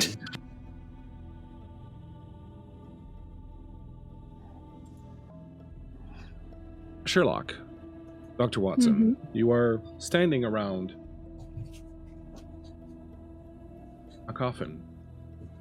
You hear distantly the sound of mourners, a priest. Somehow you get the sense that there's a lot of sadness here because this is a funeral that no one is attending. No one has come by to pay respects. There's no family, there's no friends. It's just this sad little coffin here, alone, in the middle of the room. As you sit there, or stand there rather, around the coffin, Dr. Watson, you get this image, that sadness, that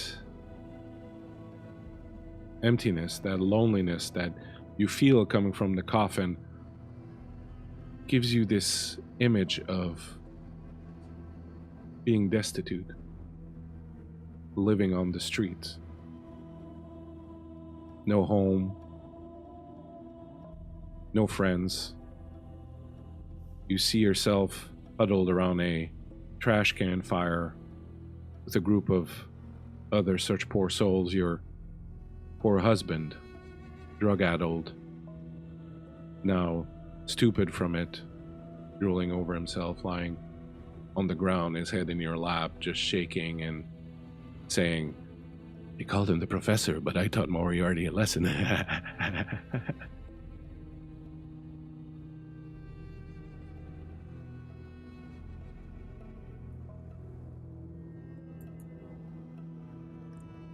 I think I just pet Sherlock's head and say, "That's right, darling. Of course you did."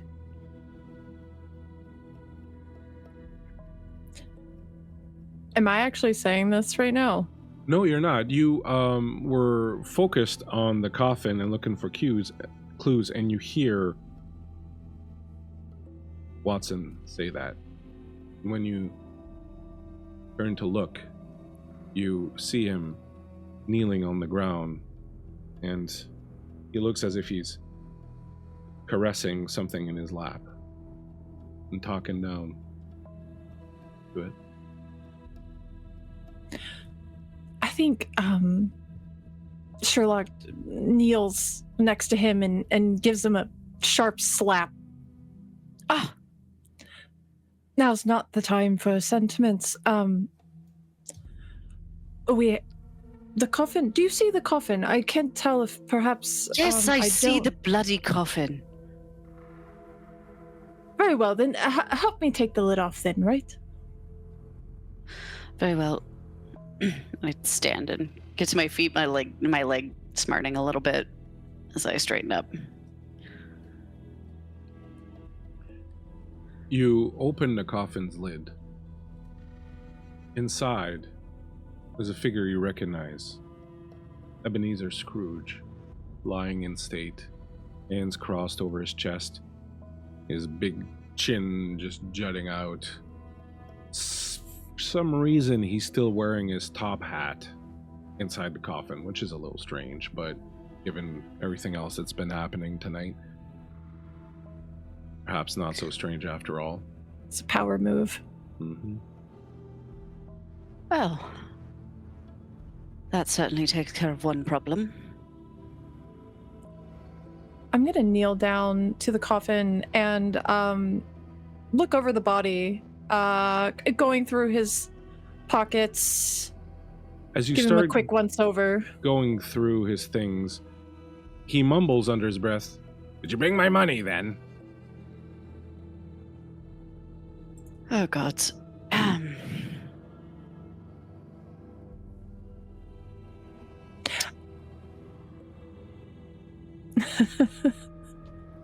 Sherlock doesn't even register this. He's just going through his pockets.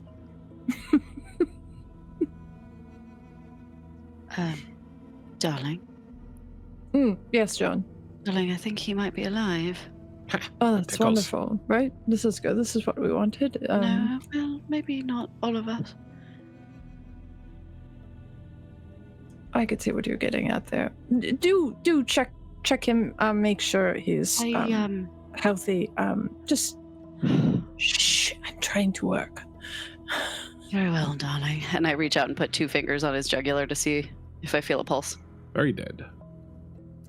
I go, huh. Well, Unhand me.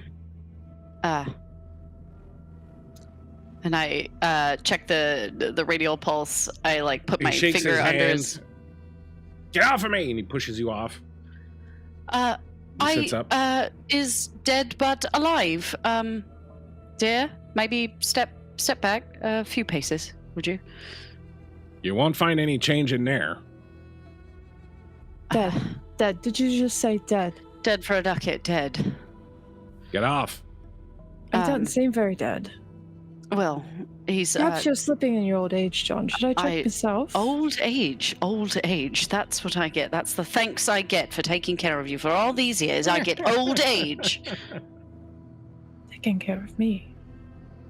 Yes, Sherlock. Taking care of you.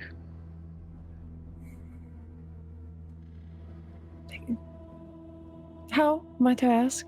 Taking care of me. Darling, who is it that prepares your laudanum? Grows the poppies in the backyard?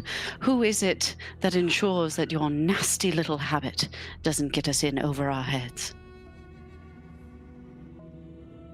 We're not going to do this again, are we? I think sometimes it's a good thing to air it out. Look, I can't help it. I've been so bored lately. There's been nothing going on. So you've gambled away our life savings. Do you know what I've had to do? I just make more, right? I just go out and, do the thing. Sherlock. Do you know what has had to happen? I haven't got the slightest. What are you talking about, John? Your proclivities have meant that I've had to take out a loan from one Ebenezer Scrooge. We've no money, darling.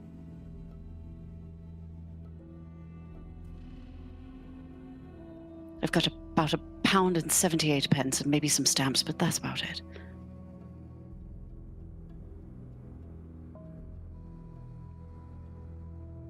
So we want him to be dead, is what you're saying. I'm saying it's not exactly the worst thing for us.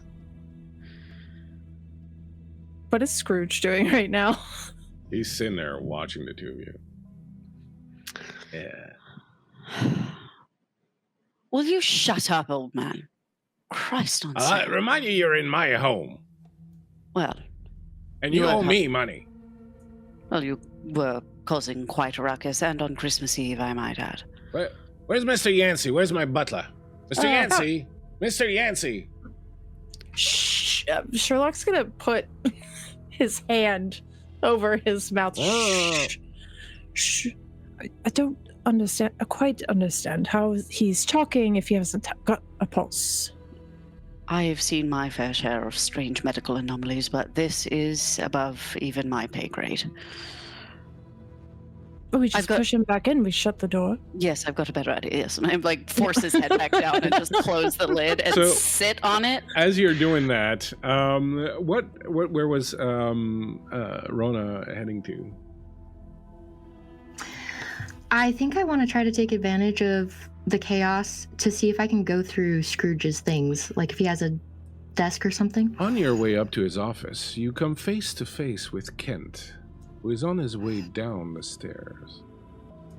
If I may, as they come up the stairs, you see Kent standing in front of some firelight that's kind of backed up against the wall behind him, and for a moment there's just this little shadow play that he's doing and remembering a simpler time. Being with his brother does bring back feelings regardless of their agenda. So you catch him playing, but coming back down, just don't go in the bathroom. There's an eyeball. Glare really intensely at you while I slip by. Oh, we can go in there. I have the keys.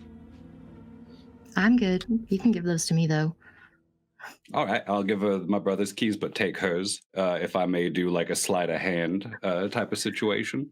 As speaking of sleight of hand, Jeremy and Wanderers Haven sleight of handing their way into our channel right now on the raid. Thank you very much for the raid. So you can go ahead and make a precision and stealth, and Farrell, you can go ahead and make a logic and vigilance. If anyone wants to spend some bah humbugs, please state so. I'll spend one. And that adds 2 dice. 2 dice, yes. I will also like to spend a bah humbug if I may. You can bah humbug your way to victory. I got the devil's business with 7 dice. No, 8. I got one. Not only with the devil's luck, not only do you swap the keys, for fun you swap them again and swap them a third time. Oh, I love that. And on that last pass, when you're swapping them again, your hand comes out covered in what appears to be poppy residue. I'd lick it a little. My pupils flare, like a summer long lost type of moment. I'm like, where on earth did you find this? And is there more? Well, the neighbors grow it. The neighbors with the newspapers. Yes. I've been reading the wrong things. I appreciate it. Are you sure you don't need any help up here? I'm quite fine. You can go downstairs. Perfect. I'll meet you outside probably. We should probably all get outside pretty quick before, Before what? And I'll pull a scullery and mimic their body language and just turn and walk away.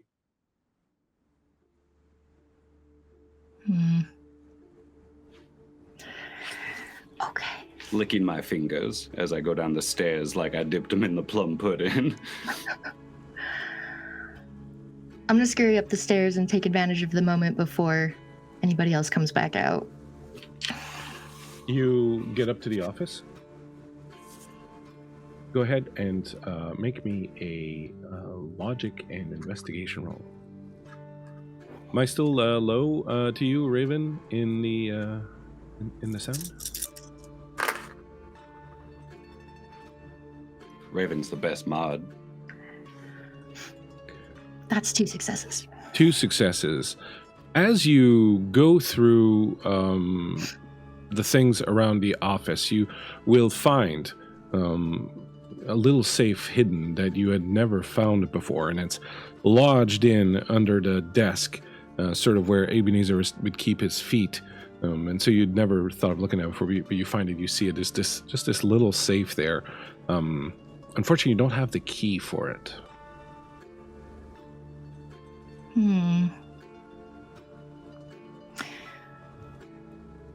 Can I just peek around, like, the immediate vicinity and see if I feel it hidden, like, underneath the safe or anything?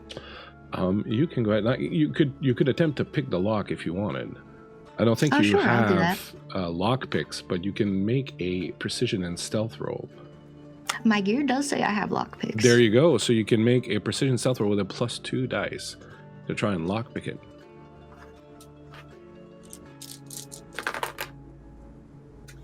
That's 3 successes. Oh my god. Not only do you lockpick it, but it basically begs you to open it. You open it up, and what I'm going to say your devil's success gives you is not that it makes it easier to open, but you open it and you find inside a bulging bag of coins, a stack of paper money, and a single letter in an envelope addressed to Mr. Scrooge, care of the Pinkerton Detective Agency.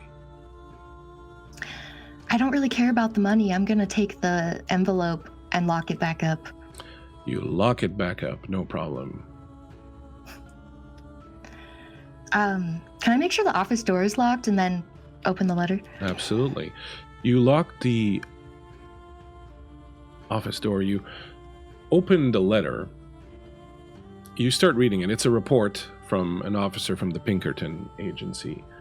The report says that Mr. Scrooge, as you had suspected, your current butler, Mr. Clark, does indeed have a rather colorful past. We have managed to track down his actual identity. His name is Deacon Skylark.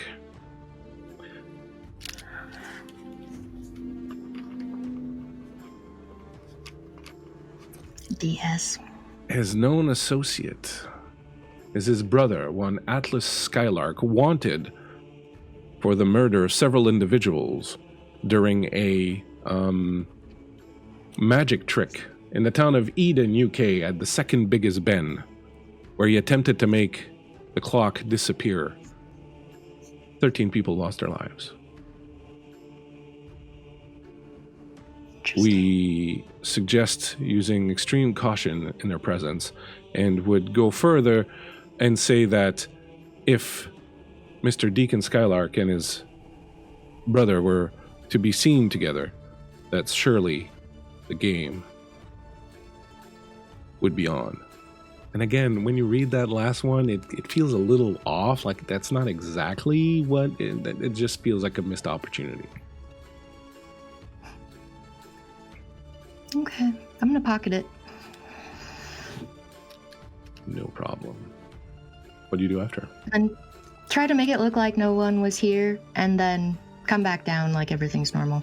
Not a problem. Meanwhile, Deacon Skylark, aka Clark, you finished eating your mother's incredible meal. You have no clue where it came from, but fuck was it good. You are licking the cast iron pan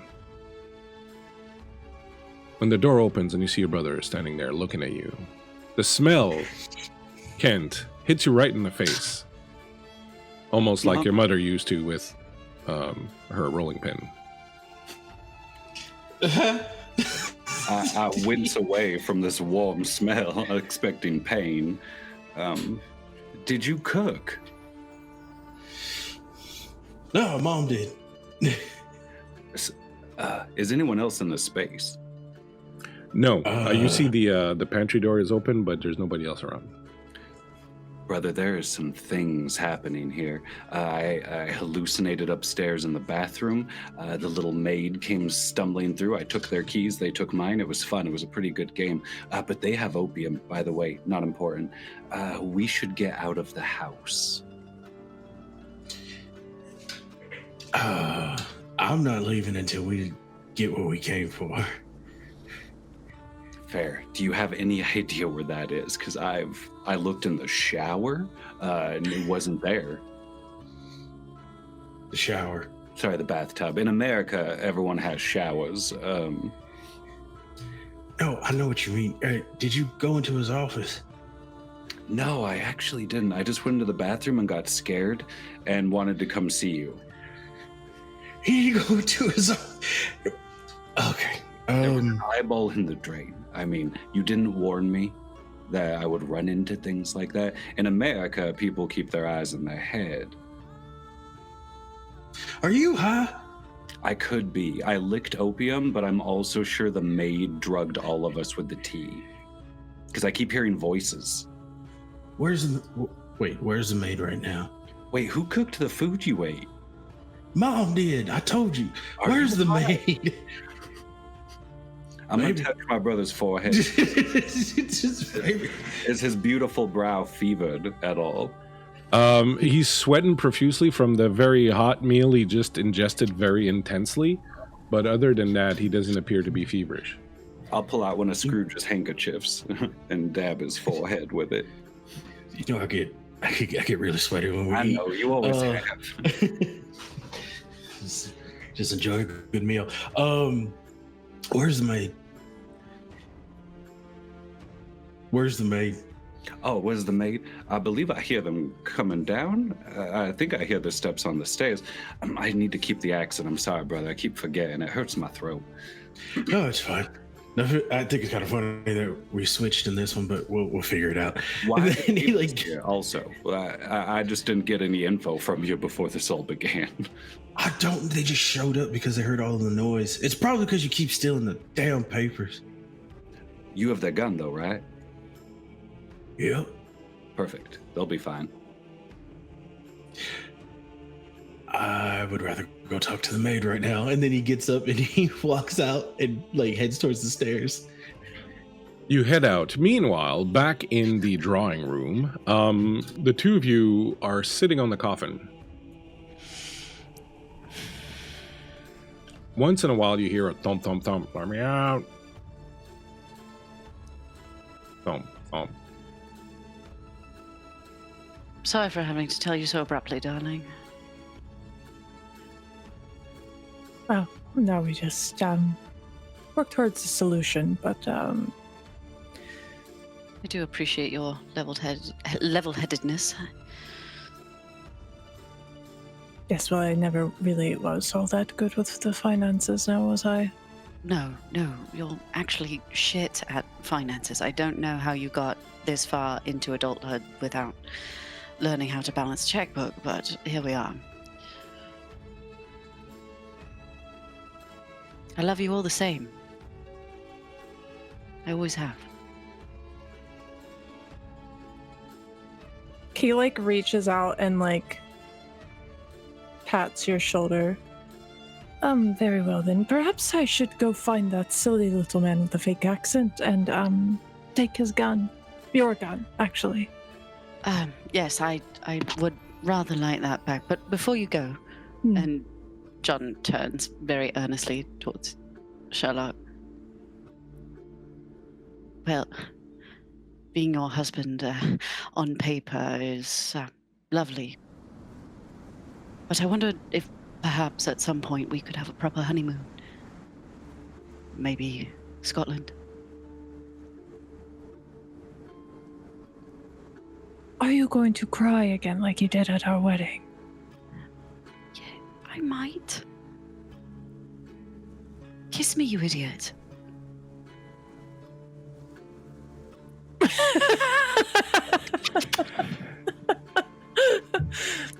Oh, really? That's what you're gonna do sitting on my coffin. I like knock really hard on him, like, shut up, oh man! You realize you're sitting on the floor and are knocking on the floor.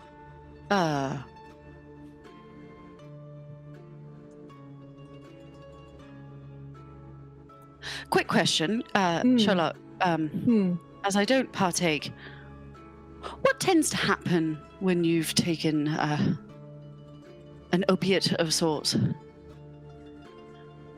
Well, you get this wave of euphoria, and you feel quite relaxed. Sometimes your vision goes askew, and perhaps you feel as though you're in a daydream of sorts. Can it cause hallucinations? On occasion, if you've perhaps imbibed a bit too much. Well, considering the fact that we had just been pounding on the coffin of a dead man not but a moment ago, I am sort of under the impression that perhaps we've been drugged. This, my dear Watson, is a very good deduction of yours. Thank you very much. And I reach into my jacket pocket and open the smelling salts and just, your turn. Oh, these things are horrible. Vile, makes my mouth water in the worst way. You hear movement in the room outside, in the hall outside the drawing room. There seems to be a number of people gathering there. I feel as though perhaps we're missing something. Yeah, maybe it's not just the drugs. Maybe this place is all just fucking haunted and there's two criminals? Well, clearly criminals. Something clearly is going on here. And science is the answer. We will get to the bottom of this, John. Very well. There's no such thing as ghosts. It's poppycock. And he gets up and dusts himself off. Come on then, John, let's go. Very well. Gets heavily to his feet. As you step out, open the door, step onto the hallway, you see coming down the stairs the scullery maid coming out of the kitchen. The two brothers, all five of you, meet in the hall at the bottom of the stairs. There is a faint odor of fried chicken in the air. Sir. I have a question. Is this one of those moments? Or did we all kind of meet and we're surprised? Yeah. Is it the moment in Clue where we all collide in the stairwell? Whoever is the first person that pops out of the drawing room, I shoot. I believe that would be me, because I was the one to walk out first and John was following. Dun, dun, dun. I scream into a hole of the self.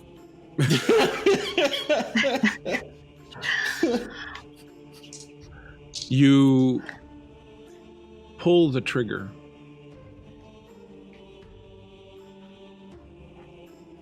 Go ahead. Oh. Pow! What do you want me to do? Make a roll, jeez. How about the roll? Okay. Yeah. Enter your character sheet. You roll precision plus range combat. What do you mean? Pow! Yeah, go ahead. Bloomers. Yeah, this is a LARP. Right? Wow, no. What do I need to roll? Precision sorry. plus range combat. Okay, great. Is it technically ranged? But yes. Sure. 1 success. 1 success. You are firing a pistol. Is it the book traditional pistol? Yes. Pistol or revolver that gives you, first of all, +2 bonus. You can roll 2 extra dice. Sick. Being highly alert that there's people there and I'm walking to this, out to this area, do I have any chance to potentially dodge this? Yeah, would Watson have any, Hold on. Okay. Oh, it's me. I know what we're doing. I got an additional success, and I have 2 successes. Excellent. So. You level a gun. You've never really fired a gun before in your life. You've often had occasion to perhaps commit certain crime. But the act of looking someone in the eye and pulling the trigger, seeing the bullet race out of the gun in a gout of flame, seeing it hit the chest, rip through the clothes, rip through the skin, explode arteries and veins, seeing blood splash everywhere, seeing the look of terror and pain and desolation on the face of your victim as they crumple to the ground is not something you're quite used for. So as you pull on the trigger and the gun goes click on an empty chamber, you feel a slight amount of relief that you don't have to look through this. Sherlock, you realize, of course, that he has your husband's gun, the one that you make sure is always unloaded. Oh, damn. Ever since the incidents with the missing newspapers and the missing poppies started occurring just by fear that your poor husband might accidentally shoot the scullery maid who's been stealing the poppies, or the magician next door who's been coming and stealing over the newspaper, thinking that they're some sort of criminals, which at this point you're starting to think they probably are. I'm just gonna reach out and just snatch that gun out of his hand if I can.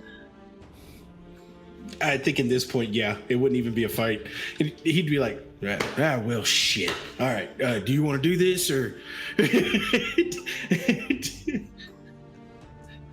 honestly going to shoot me? Honestly. No. Right. What advantage would that gain for you? Truly. Let's think about this logically. I'm willing to talk it out if you want to. So if I did shoot you... No, I don't want to hear about your feelings. Please be quiet.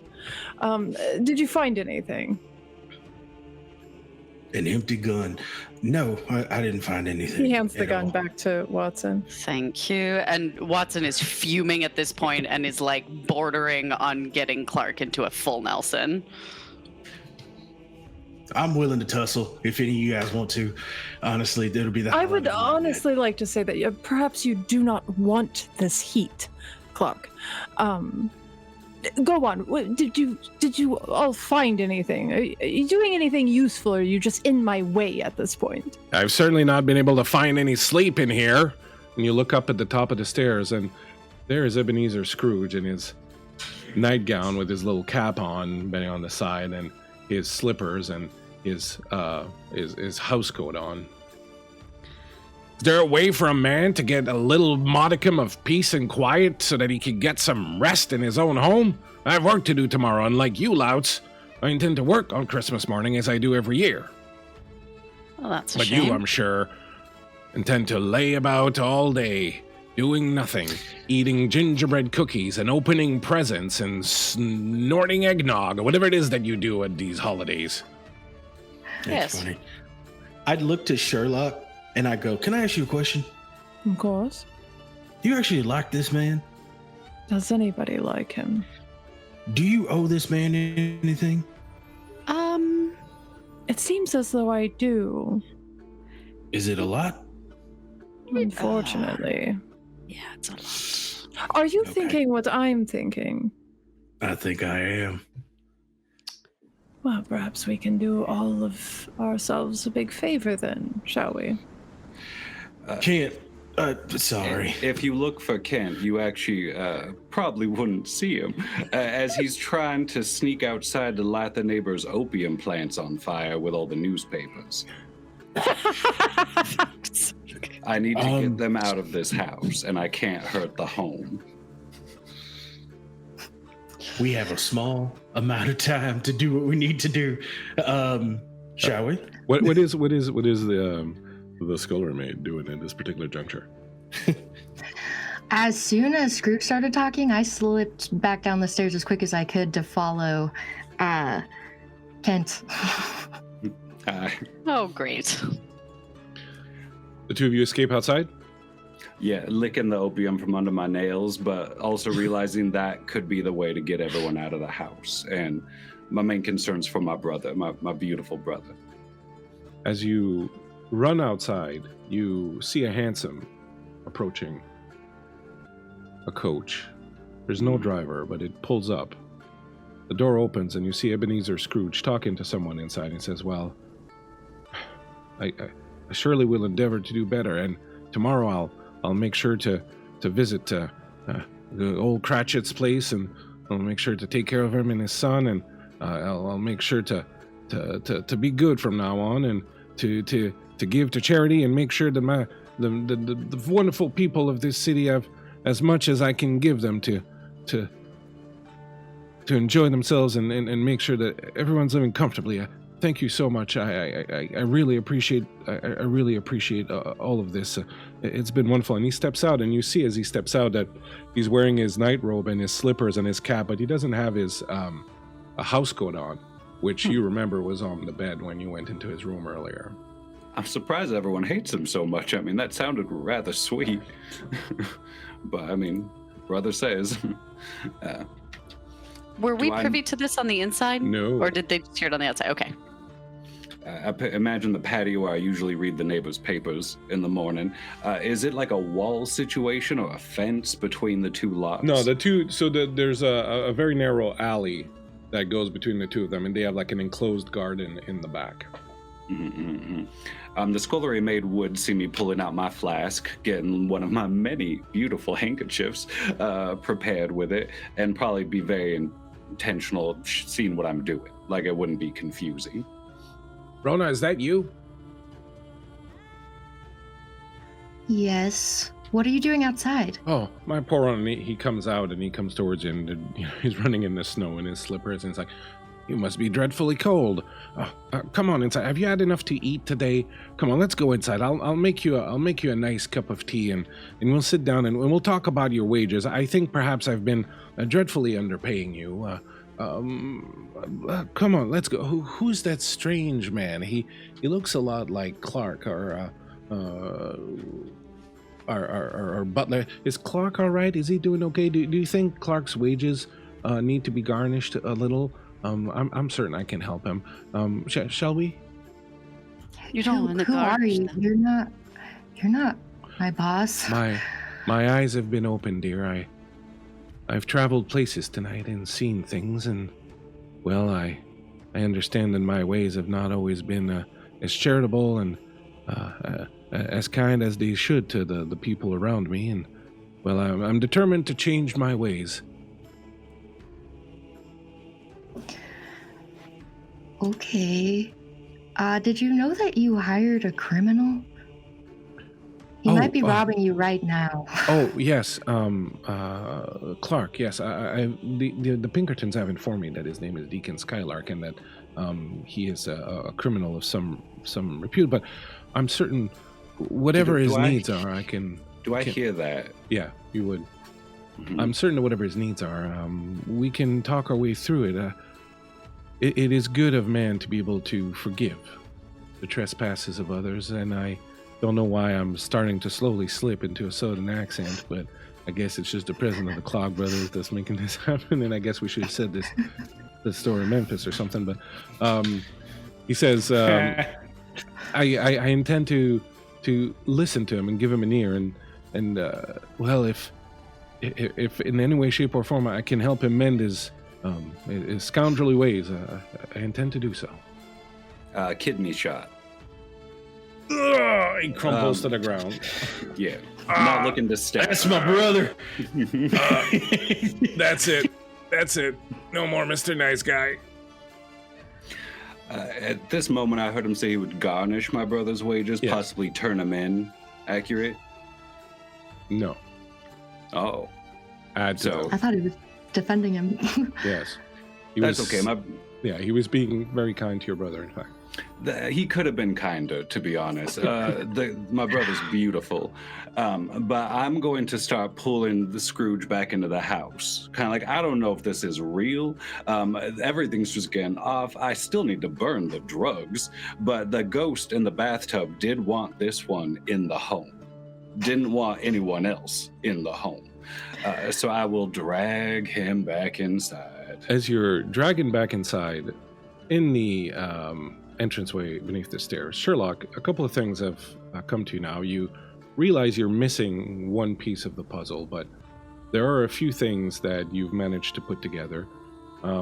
Whatever creature is haunting this house, one, it has the power to obviously enchant people and make them see things. It has the power to change forms, shapeshift, and it has the power to squeeze through cracks. Now, you don't really know exactly what Dad adds up to. You're not someone who has really studied or read enough on strange things like that to know what it might add up to.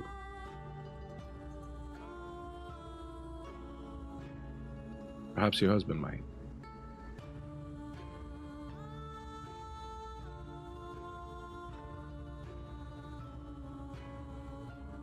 John, do you have any idea what's going on here? It's rather confusing, and I can see a way through science to all of this. I found fabric in the tiny holes, though something is shrinking down very, very small and passing through the walls, which doesn't make any sense to me. And, for once, I think perhaps your sensitive, emotional brain could make some sense of all this.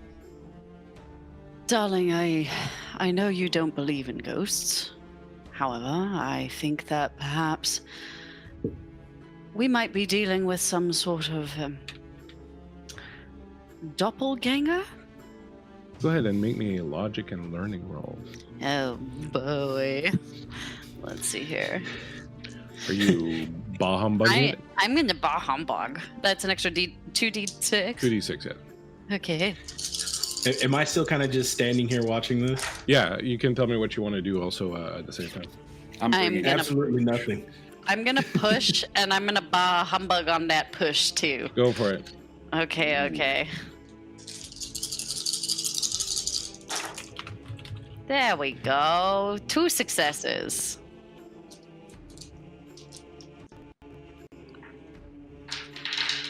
You remember back when you were in Afghanistan serving, one of the men that you had tended to for a while was very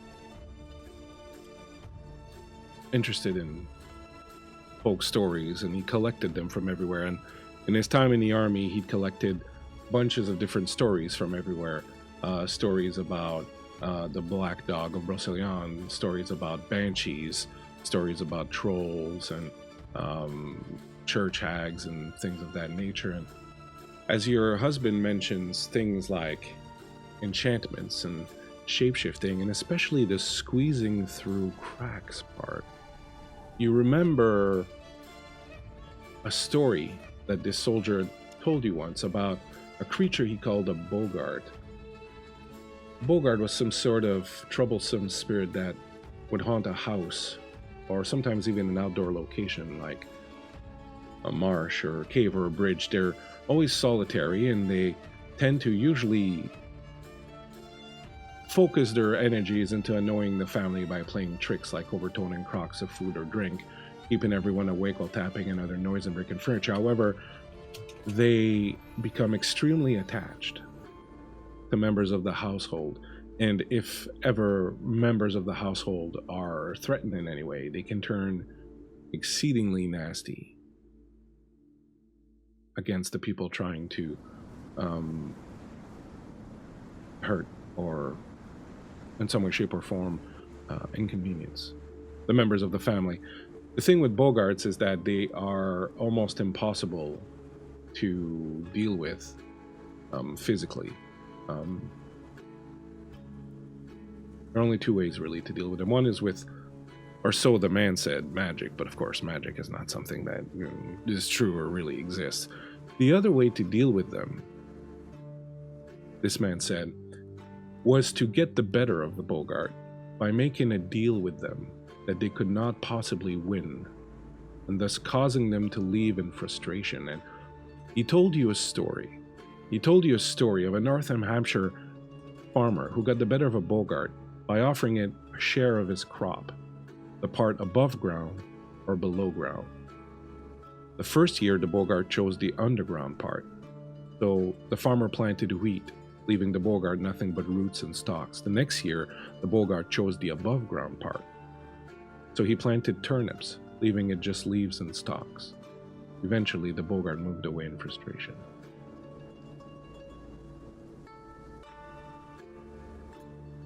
I relay all of that history that I very clearly know, very eloquently, to my husband. You hear What? this also, Clark. You've got a critter in the house, and we've got to outsmart it by making a deal. What kind of deal? Something it can't win. A bargain. A game, perhaps. One thing you can't win is an argument with your partner. Anyway, That's very true. As you are I don't discussing, know. you see Kent and Rona coming back with a knocked out Ebenezer Scrooge on their shoulder. Maybe Huh. we can give him this, and the whole accent will be gone. Brother mentioned the Pinkertons and that he was going to garnish everyone's wages. So, you gonna take more money from me? I barely have any to begin with. yeah, I'll just drop him on the ground. Maybe the Bogart wants this. How would they him. not win that? It certainly seems as though it's attached to him. I look at Sherlock. Are they doing the thing? The Mind Palace thing? Yeah, do we see the little Yeah. numbers popping out? Yeah, he's in his mind palace 100%. If you would all hear out a moment of wild, upstairs, accents back, in the bathtub, an eyeball told me that it wanted this individual, and we all needed to get out of the house, and we would be safe. Oh, that's not a deal you want to strike, darling. Believe me. Why not? It's honestly, it seems the easiest one. It truly does. As a guest at home, and you having just kind of broken in from next door and started snooping with your weird, trauma and yelling into holes and everything. And this one keeps drugging us. Yeah. Pointing at. So we got a drug maid, a blasted out colonizer, and a doctor that just can't even walk up the stairs. So it might be better if we all got out of here. Miss Rona, have you Yes. any tricks up your sleeve? Magic or games or puzzles of some sort? I'm gonna look back at Kent and use my mute spell to try to make them stop talking. You have to tell me how to do that.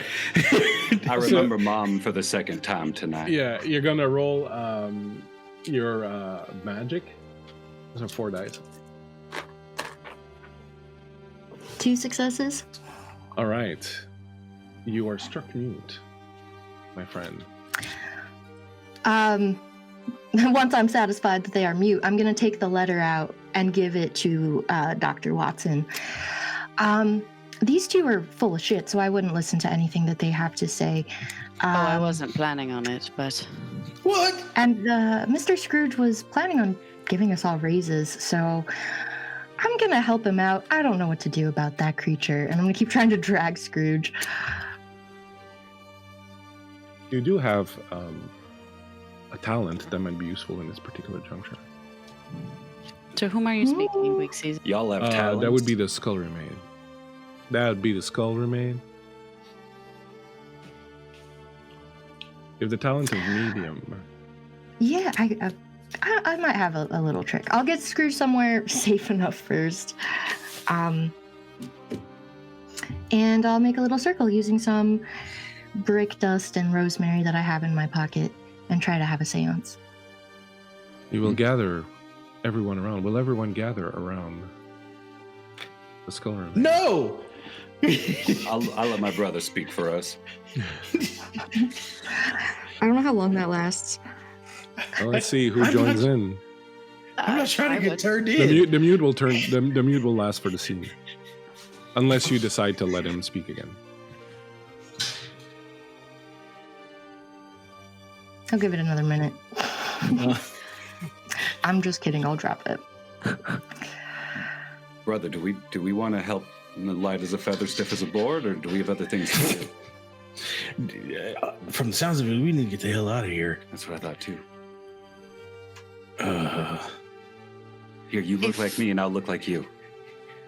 If what Miss Rona is saying is true in this letter, I think that you might actually not be in as much trouble as you think. You see, it seems as though Scrooge needs some help in this house. Perhaps he's had a change of heart. Could I see that real quick? No, you cannot. Fair. please. Can I attempt one more fast hand activity with the doctor? What if we were just polite? What if we just did? We'll just leave. You can have your papers back. We won't tell anyone about your opium. Charlatans. I am not letting this letter out of my hand.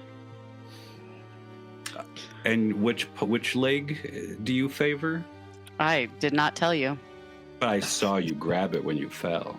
You did see me grab my right leg. Okay, just make a mental note.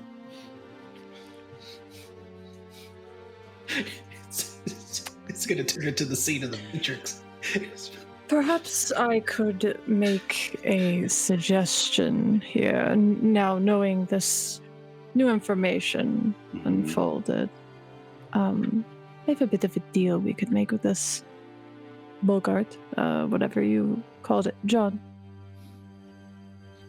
That's exactly right, darling. A bogart, you say?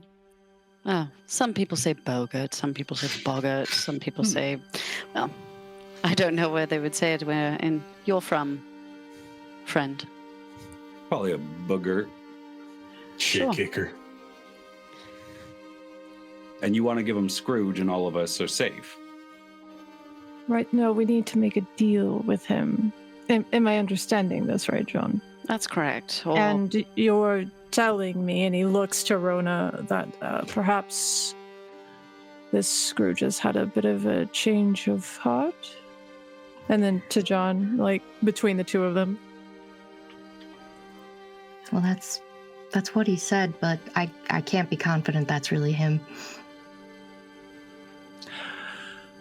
Well, I'm just going out on a limb here, but what if we offer Scrooge to this boggart if he refuses to forgive our loans? If he is so changed as I'm hearing.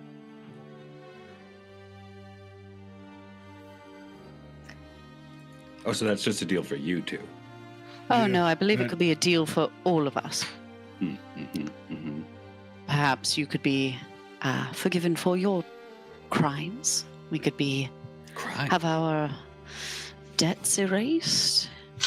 Perhaps some of us could keep a few secrets of our own. And looks over at Rona.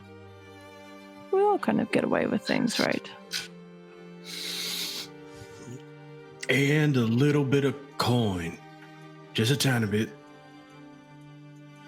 He said he was going to give you coin, but who knows now? As my brother Kent says, we are hoping that he will pay me, Clark, a little higher of a wage going forward. I'm Clark. He's Last I checked, we were just trying to get this boggart to leave, right? And we're tricking it. Well, if we're making deals. The thing in the bathtub wants Scrooge. I don't trust the thing in the bathtub, frankly. Could get away Isn't the clean. Bogart the thing in the bathtub? Yes. What thing in the bathtub? The eyeball I told you about. That's the boggart. That's the boggart. Are you high? Probably. God's sake. For the record, I didn't drug any of you. You're all just crazy. That track. A rose such a clatter. As you are discussing all of this, you hear the clinking and clanking and look up, and hanging from the chandelier and swinging around on it and looking down at you is this rather upsetting little creature dressed in a sort of shawl that it looks to be made of the same type of material that the scullery maid's dress is made out of. And he's got a set of keys hanging from his neck, and he's just swinging around on the chandelier with his big wide mouth and his yellow teeth and his little green eyes, and he's just cackling at himself. Don't like that. Not at all.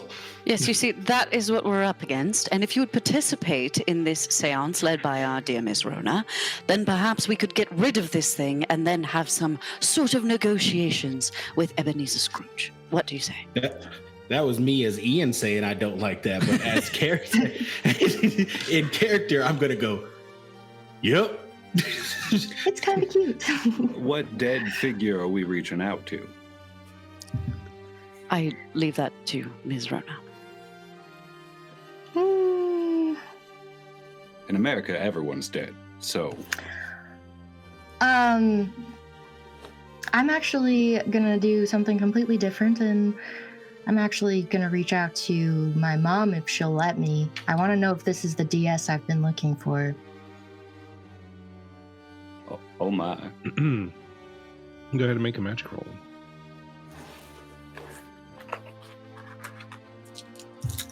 Is this the department supervisor we've been looking for? Mhm. 2 successes. As you Dirty sailor. reach out and reach to your mother, you see a beautiful, vast, raw landscape, which you've never seen yourself, but you kind of understand. is the Highlands of Scotland.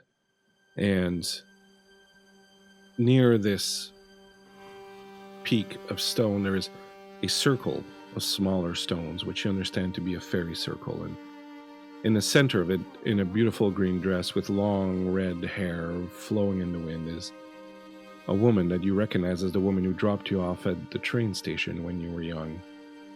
And as you approach the center of the circle, she turns and looks over her shoulder to you with these emerald green eyes. She has long pointed ears that stick out from her hair. Her face is long and very tapered at the chin and with high cheekbones and eyes that are just too wide and too luminous to be normal human eyes. And she turns and says, "Oh, my darling daughter, I'm afraid I wasn't able to come to you. I trust Mr. Gradgrind took good care of you." As well as anyone could expect, I guess. Good. I'm glad to hear it. I'm glad to see you. You seem troubled. Comes over and runs a thumb over your brow to try and unknit a little bit in your brow and says, "What troubles you?" There's been a lot troubling me tonight, but I finally found someone with the initials DES. Is it him?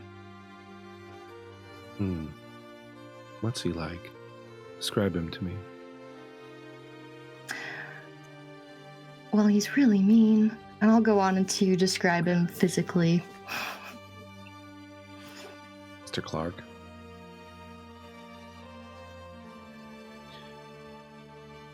My dear,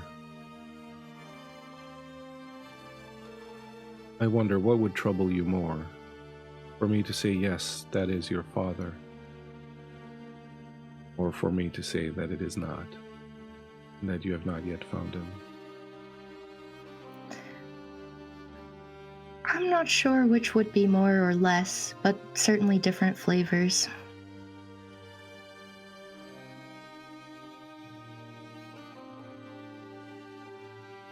There's a way you can ascertain for yourself if you wish to do so. Of course. When you speak to this man next, ask him if he remembers Morag, and watch for his reaction.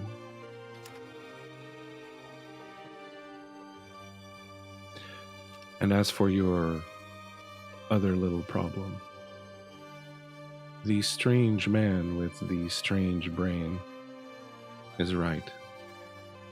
You simply have to make it an offer that I will not be able to win. If your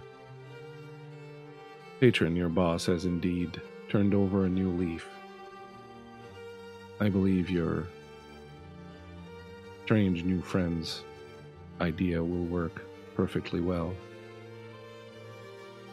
And if you ever feel the need to wonder how it is that I know him so well, it is perhaps because he's not so different from you or I. But he belongs firmly to the world of the mortals. His love is already given to one of them.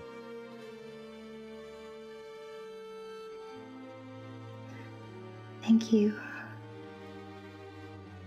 My sweet darling. He leans over and kisses you on the forehead like she did back then. A lot of you standing around the scullery maid as she has entered this trance see her figure, her features transform. Her chin becomes tapered, her ears grow elongated under her hair. Her eyes change form slightly, the forehead grows a little longer. Her skin becomes the palest shade of white. somehow, Sherlock, this triggers a memory, but search as you might,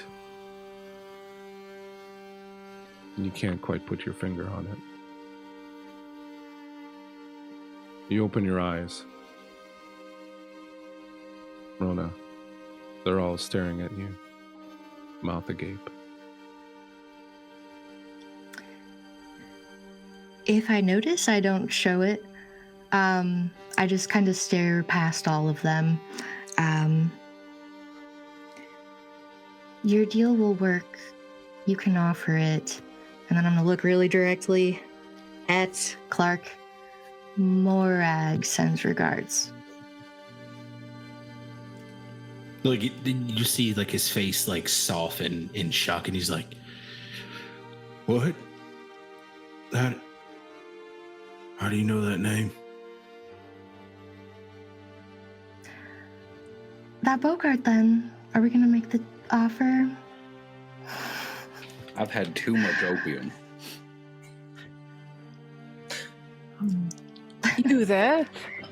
Do you speak in the common tongue? He's There we go. There we go. I speak many languages. good. And you're a man of deals, yes. I like a good bargain. Ah, and you want the man who lives here? Yes, he's mine. He's mine, all mine. He's an ugly, feeble thing, but I've been here long enough. I've been molding him and turning him into what I need him to be for long enough. I will not surrender him. Right, emotions, I don't need them. You're fine. Please shut up. I have a deal for you. Are you ready to hear it? You're very rude. I like this one. Go I ahead. said, How do are you you know ready that to name? hear it? Yes, I am. Make your deal and make it a good one. Right, well, you can have him Very good. I accept. if Oh. he refuses to forgive our loans. It's a pretty good deal, right? Are you I like daft? alone. Do you know who that is? Do you know that decades, centuries from Again, now, I they do will... not care. It's a yes or no question. He's like shouting up to the ceiling at him. Well, as they say, I believe the game is on. And again, it leaves you all a little like, It's just not right. It's Just just not- not right. For some reason, that just doesn't sound just like doesn't hit that's the right correct. spot. Wake him up then and make him the deal. And when he laughs at you and takes more from you, John, your turn. Hey, Yes, do the darling. thing. Wake him up. Ask him. Oh, the old man. Very well. And I go over to Ebenezer and I shake him a little bit. Doesn't rouse. I reach into my coat pocket and pop the smelling salts. Isn't quite there. And I just and smack him really hard on the face. Oof. It's a good one, John. Mommy, Good stop. morning! Mommy. Oh, Oh. don't want to know what that was about. Good morning. Hello. Oh. Hi. How are you? Were you You're right. slapping me? No. It was the cat. I've got a question for you. Are you ready for it? Help me up, would you? Oh, I'm yes, too old very to be well. lying on the floor. I, What in the hell's going on here? Oh, well, what a bit of a spot of bother, you see. There were creatures running around and various things happening. And No, you're telling me I saw 4 ghosts tonight. Let me tell you. That Ghosts. changes your perception on things. And how did it change your perception on things? And as this is happening, I'm like walking towards the kitchen, just so like he like out of eyesight of the creature, like so he could just hear the conversation. Oh, yeah. I decided what's to turn the- over a new leaf, you know. Oh, and what sort of leaf is that? Well, I firmly believe that it is in my power to do good for people. I have all this money that I've been accumulating and hoarding and just sort of sitting on as if I'm one day going to fill a big pool with it and just dive right into it and swim around in it. That's not how money works. I think you'd probably break your spine doing that, but Oh, Perhaps. But in any case, I've decided anyways to turn over a new leaf and to change my life and to help those in need and to be charitable and kind and caring to my fellow man. You see, it is after all the holiday spirit that moves me. You know, it's a spirit that could last all year round, if you'd like. Well, yes. Or we could just try it out now. We could. No, I intend to. Are you okay? Have you been using some of your? Have you been self-medicating, Doctor? No, sir, I don't do that. I take care of my husband. Speaking of taking care of my husband, would that involve perhaps a forgiveness of Sherlock's debts? My friend, I would be honored to say that I have been able to help the famous Sherlock Holmes and the slightly less famous Dr. Watson. All right, it's kind of a low blow, but I take you as a man of your word. I've never had any other indication not to. Could I get that notarized? Is that something we could do? Yes, first thing in the morning. Absolutely, excellent. for Thank sure. you Totally, absolutely. so No problem. very much. I love that you've turned over this new leaf. Yeah. Sherlock, darling, have we still got that large chicken in the icebox that we could fire up and perhaps have a lovely Christmas meal? You won't be having any Christmas meals here, says the boggart. What? Sorry, what were you saying? You won't be having. This is my house. This is my man. He'll never forgive your debt. I don't think so. Right. Right. Tell I'm him, actually Scroogey. on the patio yelling to the first young man that passes by. You there, you. Does the butcher still have that goose? You can take this handful of poppies if you bring us the finest goose in the window. Damn it, rah-rah. The boggart looks at Scrooge and says, Scroogey, say it ain't so. And Scrooge looks at him and goes, what the hell is that thing? Get that thing out of my house. Can't believe it. I brought you up as if you were my own. I molded you. I suckled you. I gave you everything, and I made you who you are. And Watson looks at you. Mr. Clark, if you would, please, could you make sure this thing is evacuated from my home immediately? Speaking of which, I've decided to give you a raise. We will triple your salary if that's adequate to you. Now, please, get this thing out of my house. Well, time to go. You need to get the fuck out.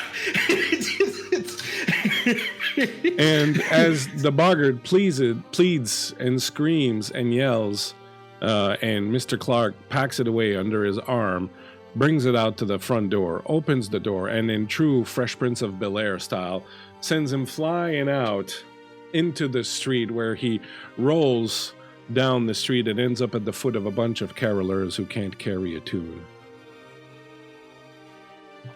Scrooge looks at all of you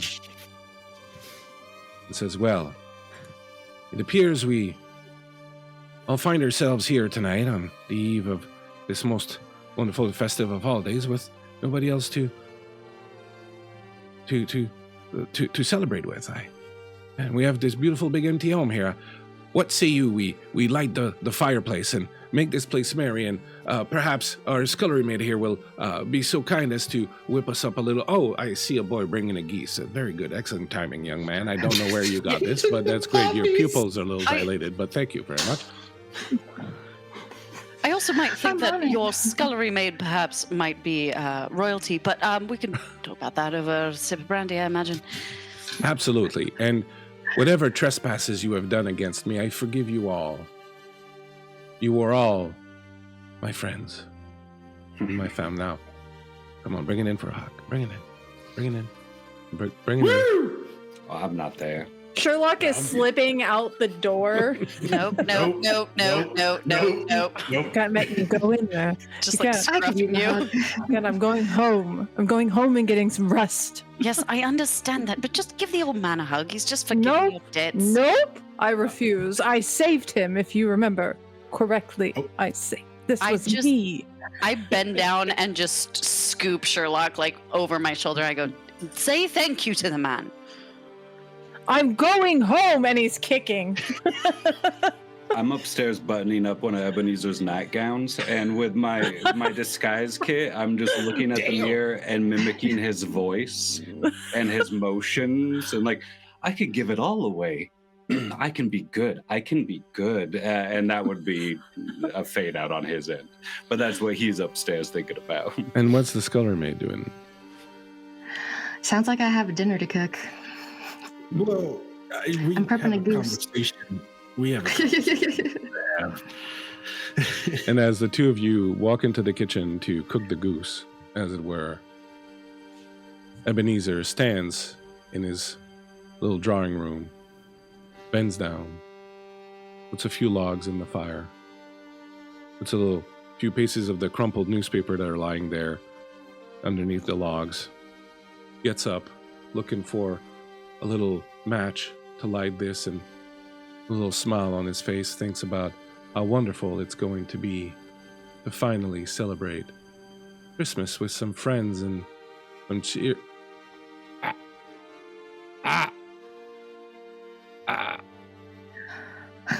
He falls to the ground, clutching at his chest, lying there, alone, as the lot of you go about preparing for this wonderful Christmas meal. And that, my friends, is where we will end this little Christmas carol of ours. It's like I'm the new Scrooge.